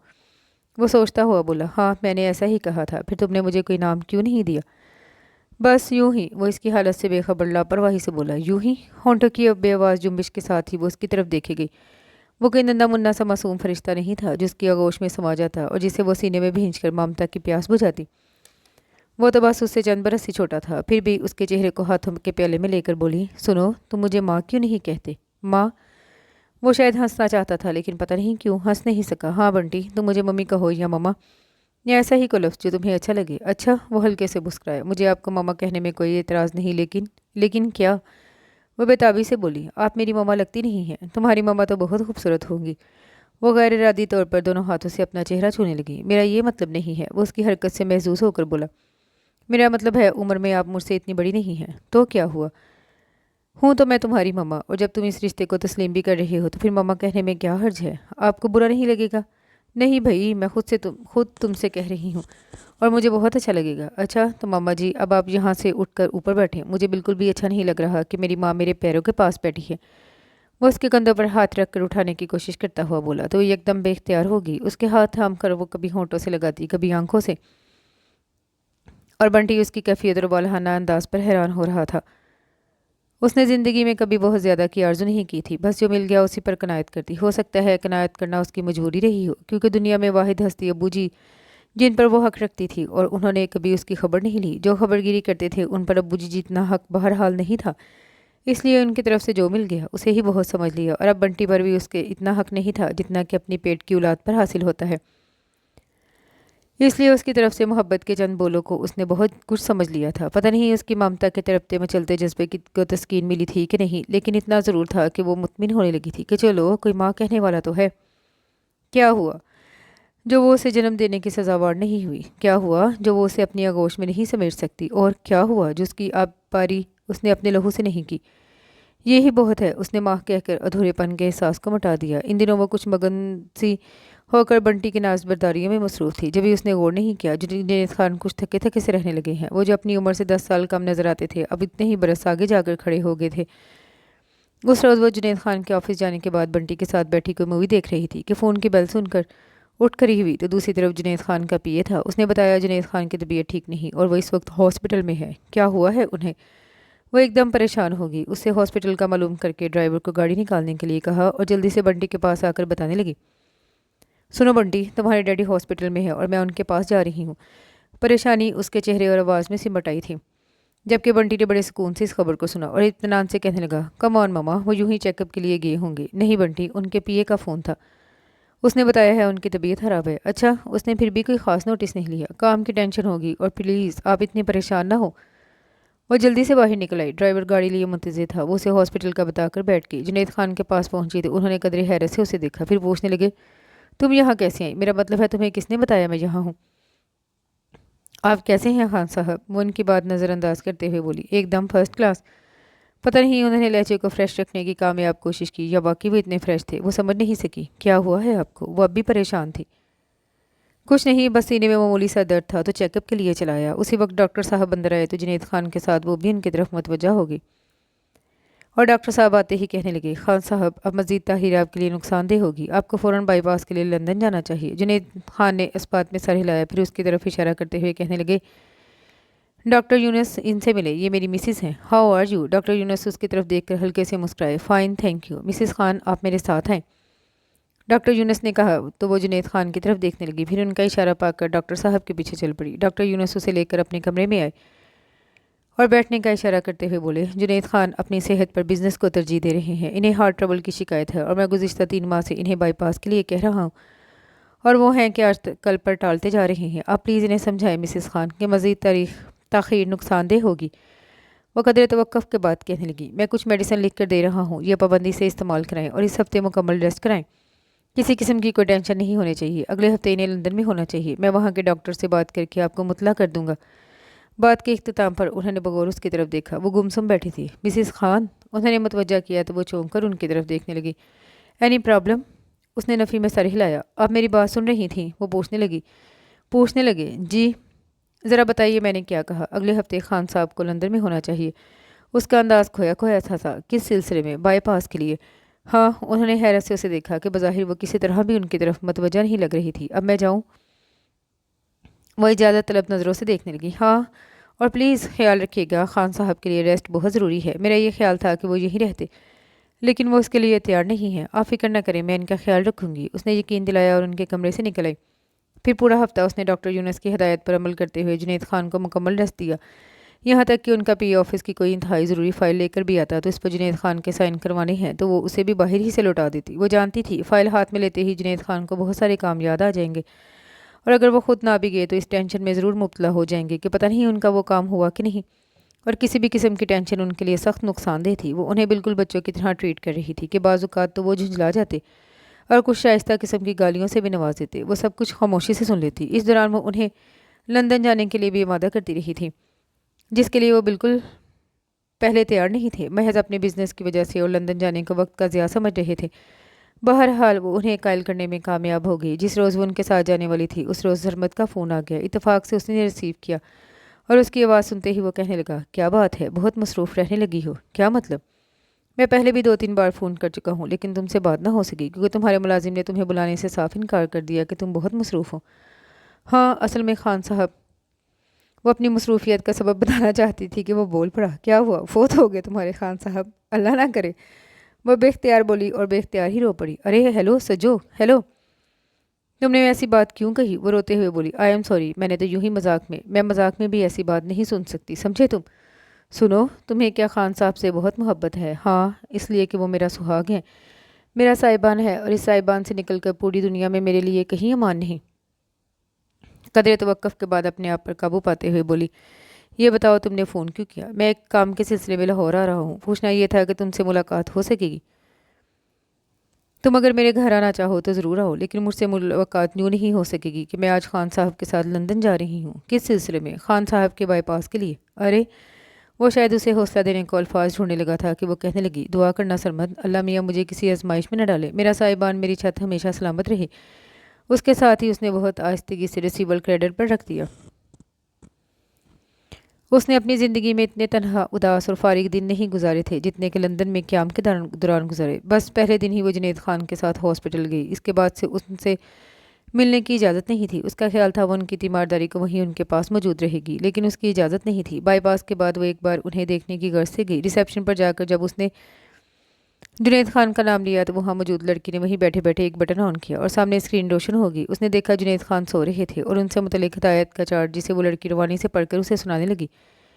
کیا میں ان سے مل سکتی ہوں؟ اس کے خاموش ہوتے ہی وہ پوچھنے لگی۔ سوری، لڑکی نے نفی میں سر ہلایا، ساتھ ہی اس کی صورت کے لیے یہ بھی کہہ دیا وہ یہاں آنے کی بجائے فون کر کے ان کے بارے میں معلوم کر لیا کرے۔ پھر اس نے ایسا ہی کیا۔ ظاہر ہے جب وہ ان سے مل نہیں سکتی اور نہ ہی ان کے قریب جا کر انہیں دیکھ سکتی تھی تو پھر ہاسپٹل جانے کا فائدہ؟ دن میں لگاتار 2-3 بار فون کر کے اس کے بارے میں معلومات کر لیتی۔ انسان جب تنہا ہوتا ہے تو بہت ساری سوچے اور خیالات ایک دم اس پر حملہ آور ہو جاتے ہیں، وہ باتیں جنہیں انسان کبھی فراغت میں بیٹھ کر سوچنا چاہتا ہے اور وہ باتیں جنہیں کبھی سوچنا نہیں چاہتا، وہ سب ایک ساتھ ذہن کے دریچوں پر دستک دینے لگتی ہیں۔ ان کے ساتھ بھی ایسا ہی ہوا، ایک تو فراغت، دوسری تنہائی جس نے عہد رفتہ سے اس کا ناطہ جوڑ دیا، بہت ساری یادیں، بہت ساری باتیں، اور اس پر حاوی نانیما کی ایک بات، خدا نہ خواستہ جنید کو کچھ ہو گیا تو اس گھر میں تمہاری جگہ نہیں رہے گی۔ اسے ایک بات نے اسے اتنا پریشان کیا کہ پھر وہ ساری باتیں بھلا کر مسلسل جنید خان کی زندگی کی دعائیں مانگتی رہی۔ وہ یقیناً ان لڑکیوں میں سے نہیں تھی جنہیں زندگی میں خواہش کے برعکس بھی کچھ ملے تو وہ اسے نصیب کا لکھا سمجھ کر جی جان سے قبول کر لیتی ہیں۔ اس نے صرف اس وقت آنسو بہائے تھے جب آنٹی نے بتایا کہ مومانی جان اسے ریجیکٹ کر چکی ہیں، یا پھر اس وقت جب نانی اماں اور مومانی جان کی زبانی اسے صحیح صورتحال کا پتہ چلا۔ وہ ازردہ ضرور ہوئی تھی اور کئی دن تک اپنے ساتھ ہونے والے تقدیر کے مذاق پر کرتی بھی رہی، لیکن جنید خان سے پھر بھی متنفر نہیں ہوئی اور نہ ہی اس کے لیے غلط انداز سے سوچا۔ انہیں تو ایجاب و قبول کے مراحل سے گزرتے ہی اس نے اپنا سب کچھ مان لیا تھا اور خالص مشرقی لڑکیوں کے انداز میں سوچتے ہوئے شاید اس کا ایمان تھا کہ جس گھر میں اس کی ڈولی اتری ہے وہاں سے اب اس کا جنازہ ہی نکلے گا۔ اکثر مائیں بیٹیوں کو اسی قسم کی نصیحت کرتی ہیں، اور پھر اس نے تو نانی اماں کی گود میں پرورش پائی تھی، یقیناً انہوں نے اس کی گھٹی میں یہ بات بٹھائی تھی اور اب انہوں نے ہی اس خدشے کا اظہار بھی کیا تھا کہ جنید خان کے بعد اس کا کیا ہوگا۔ وہ اندر تک دہل گئی۔ अल्लाह ना करे जो जुनैद को कुछ हो। उसके दिल से हरदम ऐसी ही सदाएं निकलती। जिस रोज़ जुनैद खान को डिस्चार्ज किया गया वो उसी वक्त उनसे मिल सकी और इस तमाम अरसे में पहली बार वो बेख्तियार उनके सीने में मुंह छुपा कर रो पड़ी। अरे क्या हुआ भाई? वो कदरे हैरत से पूछने लगे। खान साहब मैं आपकी तरफ से बहुत परेशान थी। कम ऑन स्वीटी, अब तो मैं ठीक हूँ। हाँ अल्लाह का शुक्र है। वो आंसू पहुँच कर उनकी तरफ देखने लगी। चेहरे की रंगत कदरे जर्दी माइल हो रही थी और कुछ कमज़ोर भी लग रहे थे। वो उनका हाथ अपने हाथों में लेकर बोली, अल्लाह आपको मेरी उम्र भी लगा दे। अरे वो हंसते बगौर उसकी तरफ देखने लगे। वो आम सी लड़की जिसमें मुतासिर करने वाली कोई बात नहीं थी। और फिर जुनैद खान उम्र के उस हिस्से में थे जहाँ सिनफ़े मुखालिफ में कशिश महसूस होती भी है तो दिल बेख्तियार नहीं होता और ना ही उसकी तरफ लपकता है। और वो तो आम सी लड़की थी जिससे शादी भी उन्होंने महज बंटी की वजह से की थी कि वो बहुत तन्हाई महसूस करता था और कोई गवर्नर्स उसके पास ज़्यादा दिन टिक नहीं रह सकती थी। यूँ वो बीवी लाकर कदरे मुतमिन हो गए कि कम अज़ कम वो गवर्नर्स की तरह छोड़कर जाएगी तो नहीं। और अब वो हैरान होने के साथ दिल ही दिल में खासे पशेमान भी हो रहे थे कि जिसे उन्होंने कभी दरखुर एतना नहीं समझा वो कितने खलूस से उन्हें अपनी ज़िंदगी की दुआ दे रही थी। आप क्या सोचने लगे? वो यकटक उन्हें अपनी तरफ देखते पाकर सादगी से पूछने लगी तो वो चौंक गए। ये बताओ तुमने मेरे लिए कितनी दुआएं मांगी? बेशुमार, ना सिर्फ दुआएं बल्कि मन्नतें भी जो घर जाकर पूरी करूंगी। क्यों? मेरा मतलब है तुम्हें मेरी ज़िंदगी से क्या फ़ायदा है? बिलाहिर बिजनेसमैन थे जो सूदो ज़िया की बात करता है। फ़ायदा? वो हैरान होकर उनकी तरफ देखने लगी। मैं किसी फ़ायदे नुकसान को नहीं मानती खान साहब। मैं तो सिर्फ इतना जानती हूँ आप मेरा साहिबान है और हमारा माशरा बेसाहिबान औरत को कोई मकाम नहीं देता। तो इस अंदाज से सोचती हो? हाँ मुझे इसी अंदाज से सोचना सिखाया गया है। फिर बराह रास्त उनकी आंखों में देखती हुई पूछने लगी, क्यों? क्या मेरे सोचने का अंदाज़ गलत है? नहीं। वो हल्के से मुस्कुराए। उन्होंने अपनी वापसी की इतला नहीं दी थी, बस अचानक ही आ गए। लेकिन घर में सबको मौजूद देखकर हैरान रह गए। फरहिया अपने बच्चों समेत मौजूद थी। इसी तरह ताहिर खान भी बीवी बच्चों समेत इस्लामाबाद से आया हुआ था और आसिफ खान कराची से। यूँ जैसे इन सबको जुनैद खान की वापसी की इतला मिल गई हो और वो इसके इस्तकबाल को मौजूद हो। एक अफरा तफरी और खुशगवार से हंगामे का समा था। जुनैद खान जब जिस वक्त उसका हाथ थामे हुए बड़े हाल में दाखिल हुए तो लम्हा भर को सब खामोश होकर अपनी अपनी जगह खड़े हो गए थे। फिर सबसे पहले फरहिया खासे पुरजोश अंदाज में आगे भरी, वेलकम डैडी, कैसे हैं आप? फ़ाइन बेटा, आप कैसे हो? जुनैद खान ने उसका हाथ छोड़कर फरहिया को अपने साथ लगाया। फिर बारी बारी सब आगे बढ़े और उनकी तबीयत के बारे में पूछने लगे। खान साहब प्लीज़ आप बैठ जाएं। उसने कहा तो सबका ख्याल है। हाँ डैडी आप आराम से बैठ जाएं। वो बैठे तो पूछने लगे, तुम सबको हमारी आमद का कैसे मालूम हुआ जबकि हमने तो इतला ही नहीं दी थी? देख लें डैडी हमारा कमाल। फरहिया इतरा कर बोली, आपने इतला नहीं दी लेकिन हमने फिर भी मालूम कर लिया। और पता है डैडी, ताहिर खान की बीवी सारा कहने लगी, हम आपकी सेहत याबी की खुशी में ज़बरदस्त पार्टी अरेंज करेंगे। फिर कितनी देर तक वो सब इसी किस्म की बातें करते रहे और जुनैद खान मुस्कुरा कर अपनी औलाद का जोशो खरोश देख रहे थे जबकि वो इन सब के दरमियान अपने आप को अजनबी महसूस कर रही थी क्योंकि किसी ने एक बार भी उसे मुखातिब नहीं किया था, बंटी ने भी नहीं। और जुनैद खान तो शायद भूल गए थे कि वो भी यहाँ मौजूद है। रात में जिस वक्त वो सबकी तरफ से अपना इत्मीनान कर लेने के बाद अपने कमरे में आई तो देखा जुनैद खान कोई फाइल देखने में मसरूफ़ थे। वो दबे पाँव आगे भर आई और उनके हाथ से फाइल ले ली। उन्होंने सर उठाकर देखा तो कहने लगी, अभी नहीं खान साहब, अभी आपको कोई काम नहीं करना, आप मुकम्मल रेस्ट करेंगे। ओके। उन्होंने बड़ी जल्दी हथियार डाल दी और फाइल उसके हाथ से लेकर ब्रीफ केस में रखते हुए बोले, बच्चे सो गए क्या? नहीं, सब ड्राइंग रूम में बैठे हैं। हाँ, ये सब जब इकट्ठे होते हैं तो यूं ही रात रात भर महफिल जमाए रखते हैं। फिर उठते हुए कहने लगे, आओ हम भी कुछ देर उनकी महफिल में बैठें, आपके सोने का वक्त हो गया है।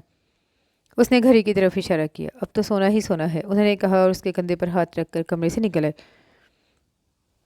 टीवी लाउंज से गुजरकर गैलरी में दाखिल हुए तो ड्राइंग रूम से आती आवाज़ों पर उसकी तरफ देखकर मुस्कुराए। फिर आगे कदम बढ़ाया ही था कि ठटक कर रुक गए। ताहिर खान कह रहा था, यार डैडी ने जिंदा वापस आकर तो हमारा सारा प्रोग्राम ख़राब कर दिया। और क्या? फरहिया के लहजे में भी मायूसी थी। मैं तो ये सोच कर आई थी कि अब उनकी डेड बॉडी ही देखने को मिलेगी। इस पर दो चार आंसू बहाएंगे और फिर मैं तो अब आंसू बहा रहा हूँ। ये आसिफ खान था।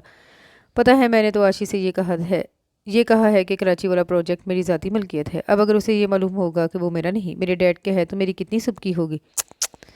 फरहिया ने अफसोस का इजहार किया। फिर ताहिर खान से कहने लगी, सुनो, तुमने डैडी के बैंक बैलेंस का पता किया था? नहीं, ये काम सुबह करने का इरादा था लेकिन अब क्या फ़ायदा, अब तो वो आ ही गए हैं जिंदा सलामत। आसिफ खान के जले कटे लहजे पर बाकी सब हंसने लगे और वो जो सांस रोके खड़ी थी अपने कंधे पर दबाव महसूस करके फ़ौरन जुनैद खान की तरफ देखने लगी जाने क्या था उनके चेहरे पर, उनकी आंखों में, कि वो उनके कमर के गिर्द बाजू डालकर पलटी और दोबारा उन्हें अपने कमरे में ले आई। एहतियात से बेड पर लिटाया तो वो कहने लगे, ये सब कुछ इन्हीं का तो है। फिर रिलैक्स खान साहब, प्लीज़ आप कुछ ना सोचें, ये सब नादान है। ठहरे, मैं आपके लिए दूध में ग्लूकोज मिला कर लाती हूँ। वो जल्दी से कमरे से निकल गई। कुछ देर बाद दूध का गिलास लिए वापस आई। जुनैद खान फ़ोन पर किसी से कह रहे थे, हाँ बस उसे बेसाइबान नहीं होना चाहिए। ये घर और टेक्सटाइल मिल। रिसीवर हाथ से छूट कर नीचे जा गिरा और दोनों हाथों से अपना सीना थाम लिया। खान साहब, वो फ़ौरन आगे बढ़ी और उनके झटके खाते वजूद को अपने बाजुओं में लेने की नाकाम कोशिश के साथ ही उसके हलक से चीखें बुलंद होने लगी और इसकी चीखों की आवाज़ सुनकर ही सब भागे आए। आसिफ खान, डॉक्टर को बुलाओ, उसने चीख कर कहा, और डॉक्टर के आने तक ये शदीद हार्ट अटैक जुनैद खान की जान ले गया। डॉक्टर उनकी नब्ज देखने के बाद उनकी मौत की तस्दीक कर रहा था और वो एकदम गुमसुम हो गई। फटी फटी आंखों से सबकी तरफ देखा, जो यकीनन अपने आप को आंसू बहाने के लिए तैयार कर रहे थे। कई दिन लोग ताज़ियत के लिए आते रहे। उसके अबूजी और आंटी भी आए थे और वो इस उम्मीद पर बार बार उनकी तरफ देखती रही कि शायद वो उसे अपने साथ चलने के लिए कहेंगे, लेकिन उन्होंने ऐसी कोई बात नहीं की। लेकिन बल्कि उसके पास तो बहुत थोड़ी देर बैठे। ज़्यादातर जुनैद खान की औलादों के पास रहे थे, जो लोगों के सामने गमो अंधों की तस्वीर बने हुए थे। उसे ऊंचे तबके के इन खुदगर्ज लोगों से कराहियत आने लगी, जिनके नज़दीक पैसा और जायदाद ही सब कुछ था। फिर जब लोगों की आमदोरफ्त का सिलसिला ख़त्म हुआ तो सब बहन भाई सर जोड़ कर बैठ गए। शायद जायदाद को नए सिरे से आपस में तकसीम कर रहे थे। उसने किचन से आते हुए एक नज़र उन सबको देखा और बेशुमार अंदेशों में घिर कर अपने कमरे में जाने को थी कि फरीहा ने उसे पुकार लिया। वो वहीं से पलट कर बेहद खामोश नज़रों से देखने लगी। यहाँ आओ। फरीहा ने रौब से यूं बुलाया जैसे किसी मुलाजमा को बुला रही हो। वो कुछ सहमी हुई आहिस्ता कदमों से चलती हुई उसके पास आकर खड़ी हुई तो कहने लगी, तुम यहाँ क्या कर रही हो? मैं? वो इसका मतलब नहीं समझी, सादगी से बोली, मैं अपने कमरे में जा रही हूँ। तुम्हारे बाप का कमरा है क्या? फरिया के तेज लहजे पर आसिफ खान अपनी जगह से उठता हुआ बोला, कम ऑन फरिया, इस तरह बात मत करो, ठहरो मैं इसे समझाता हूँ। तुम रहने दो, मैं खुद बात करूँगी। फरिया ने आसिफ खान को टोका, फिर उससे कहने लगी, देखो तुम्हारा रिश्ता सिर्फ डैडी से था, अब वही नहीं रहे तो तुम्हारा यहाँ क्या काम? अपने घर का रास्ता लो। अपने घर का? वो ज़ेरे लब बुड़बुड़ाई, फिर सारी हिम्मतें जब मुश्तमा करके कहने लगी, मेरा घर यही है और मुझे यहाँ से कहीं नहीं जाना। अरे वाह, ये मीसनी तो बड़ी तेज़ है।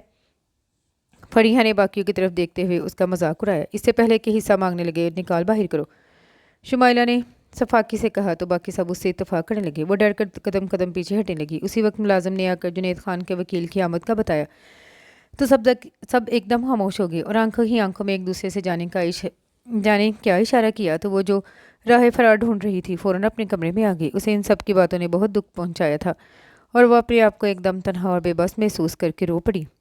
नानी अम्मा ने ठीक कहा था, वो रोते हुए सोचने लगी कि जुनैद के बाद मुझे इस घर में जगह नहीं मिलेगी, लेकिन मैं कहाँ जाऊँ? वो अपने आप से पूछने लगी। अबूजी और आंटी ने तो झूठे मुंह भी साथ चलने को नहीं कहा और पता नहीं दोबारा मामू जान के घर जाना मुनासिब है भी कि नहीं। वो अपने लिए रास्ता तलाश कर रही थी कि मुलाजिम उसे बुलाने आ गया। क्या बात है? वो हथेलियों से आंखें रगड़ कर पूछने लगी। बेगम साहिबा, वकील साहब आपसे मिलना चाहते हैं। क्यों? मैं क्या कह सकता हूँ? बाकी सब लोग कहाँ हैं? वहीं वकील साहब के पास मौजूद हैं। अच्छा तुम जाओ, मैं आती हूँ। वो उठकर बाथरूम में चली गई। मुंह हाथ धोकर हाथों से बाल ठीक किए और दुपट्टे को फैलाकर ओढ़ती हुई बाहर निकल आई। उसने देखा वो सब जो अभी कुछ देर पहले रिश्ता लिहाज भुलाकर इंतहाई बदतमीजी का मुजाहरा कर रहे थे, अब वकील साहब के सामने खासे मुहज़्ज़ब बने बैठे थे। अस्सलाम वालेकुम बेगम साहिबा। वो करीब पहुंची तो वकील साहब उसे सलाम करते हुए अपनी जगह से खड़े हो गए। उसने सर के इशारे से सलाम का जवाब दिया, फिर उनके कहने पर उनके दाएं जानिब खाली सोफे पर जा बैठी। मेरा नाम ज़ियाउल हसन है और मैं जुनैद खान का कानूनी वकील हूँ। वकील साहब ने उससे अपना तारुफ करवाया तो वो ज़रा सा सर ऊंचा करके उनकी तरफ मतवजा हो गई। क्या हुआ था खान साहब को? अभी तो वो बाईपास करवा कर आए थे, फिर इतनी जल्दी ये सब कैसे हुआ? वकील साहब के पूछने पर वो बारी बारी उनकी तरफ देखने लगी। दिल चाह चीख चीख कर कहे, इन सब की वजह से। हाँ, इनकी मौत के जिम्मेदार ये सब है, लेकिन वो होंठ भींच कर खामोश रही।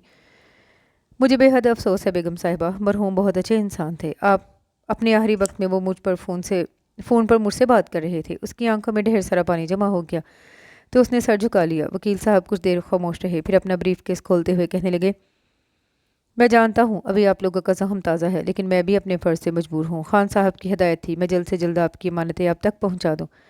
इसके साथ ही वकील साहब ऊंची आवाज़ में जुनैद खान का वसीयतनामा पढ़ने लगे। उन्होंने बच्चों की ख्वाहिश के मुताबिक, यानी उस रात जो जिस प्रोजेक्ट या चीज़ की ख्वाहिश कर रहा था उसी के नाम की थी और आखिरी अल्फाज यूँ थे, میں فیصل آباد والی ٹیکسٹائل مل اپنی بیوی سجیلا نواز کے نام کر رہا ہوں، اور ساتھ ہی یہ گھر جو اس کا سائبان ہے۔ اگر کسی نے سجیلا سے اس کا سائبان چھیننے کی کوشش کی تو پھر میرے وکیل ضیاء الحسن کو اس کے خلاف قانونی چارہ جوئی کرنے کا اختیار ہے۔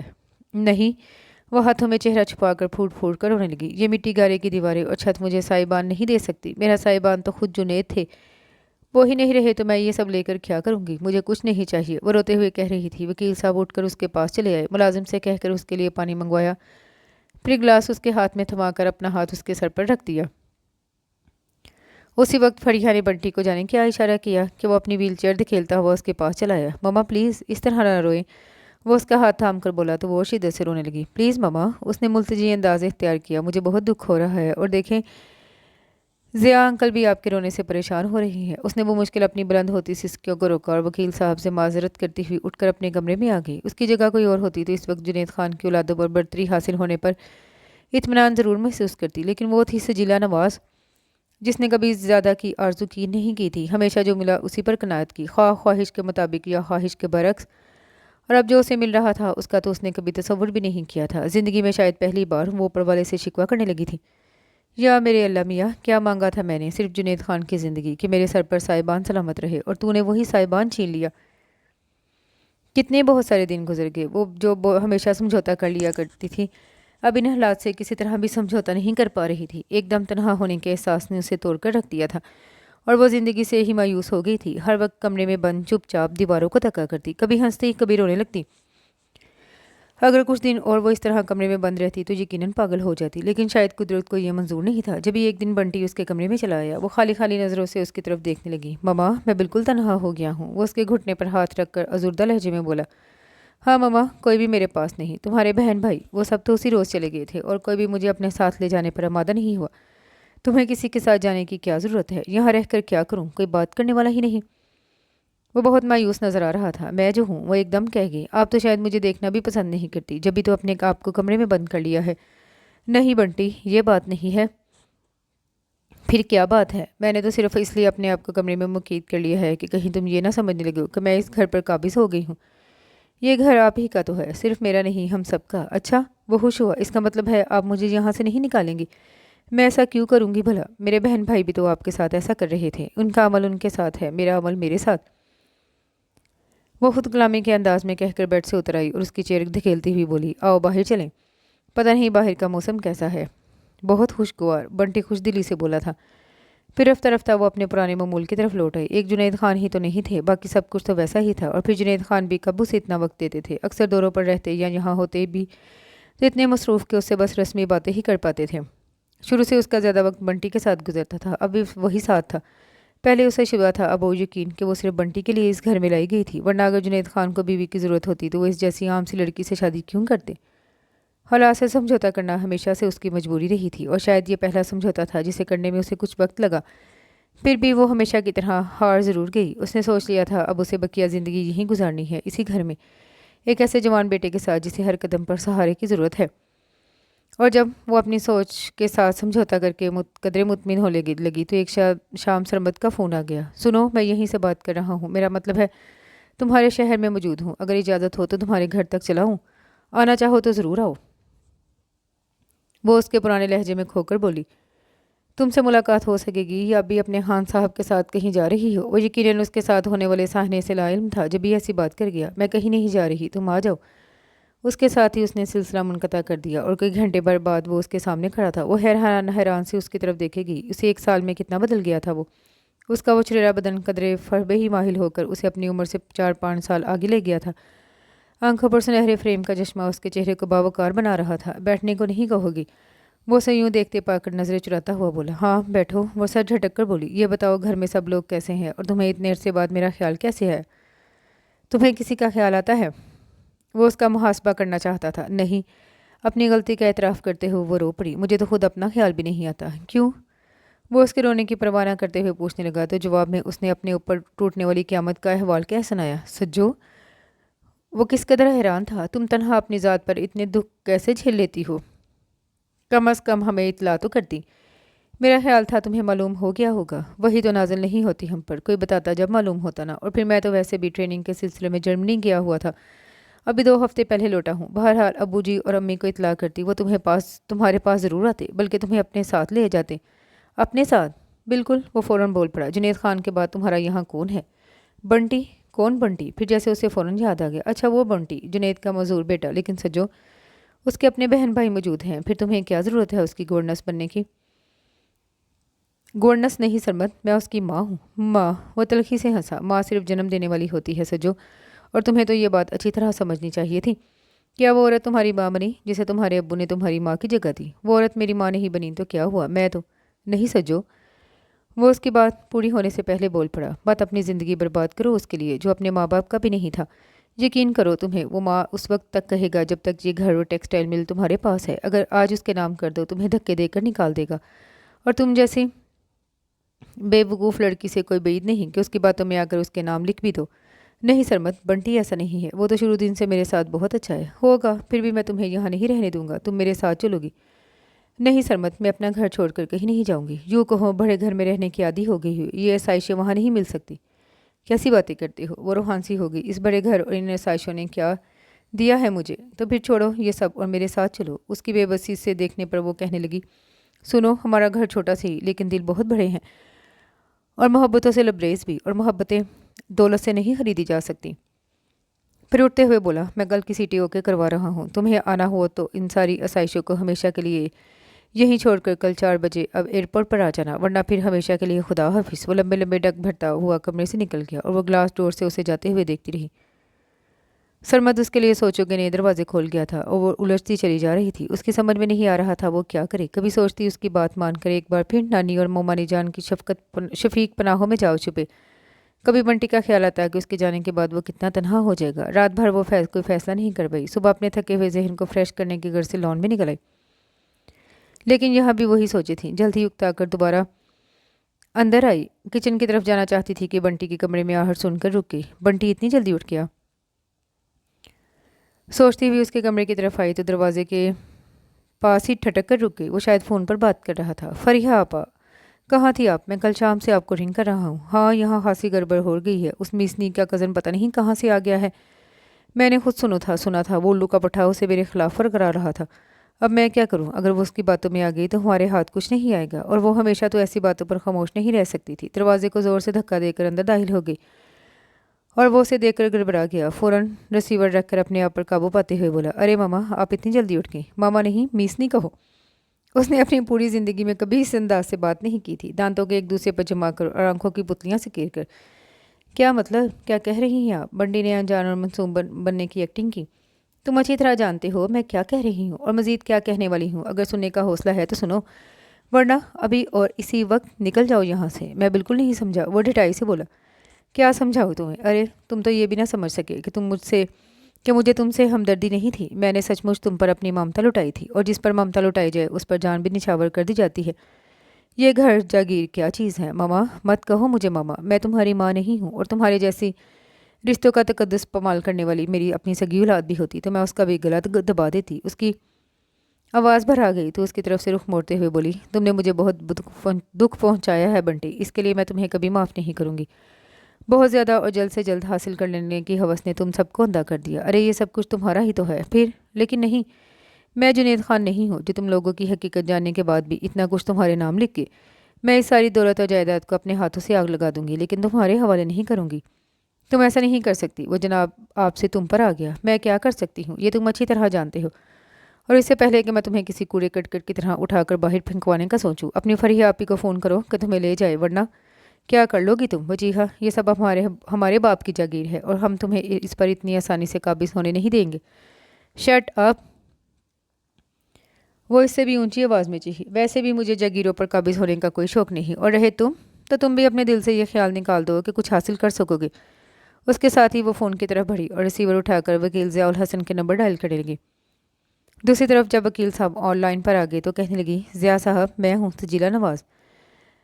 جی بیگم صاحبہ، فرمائیے۔ معاف کیجیے گا، میں نے صبح آپ کو زحمت دی، لیکن کیا کروں، میرے پاس وقت نہیں ہے۔ آپ فرمائیے کیا کام ہے؟ انہوں نے کہا تو وہ بنٹی پر نظریں جماتی ہوئی بولی، ضیاء صاحب، میں چاہتی ہوں میرا یہ گھر جہاں میں رہائش پذیر ہوں، اسے یتیم اور بے سہارا लड़कियों के लिए हॉस्टल बना दूं और मेरी टेक्सटाइल मिल की जो सालाना आमदनी है उसमें से 50% इन लड़कियों की तालीम और दीगर ज़रूरियात पर खर्च हो और बकिया 50% मुख्तलिफ मुस्तहिक इदारों को दिया जाए।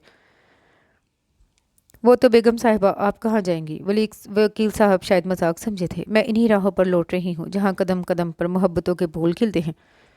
फिर फ़ौरन असल मौजू की तरफ आती हुई बोली, तो ज़िया साहब मेरा ये काम जल्द से जल्द हो जाना चाहिए। मैं आज ही ये घर छोड़ रही हूँ। जी हाँ, मैं कराची जा रही हूँ। मेरा फ़ोन नंबर लिख लीजिए।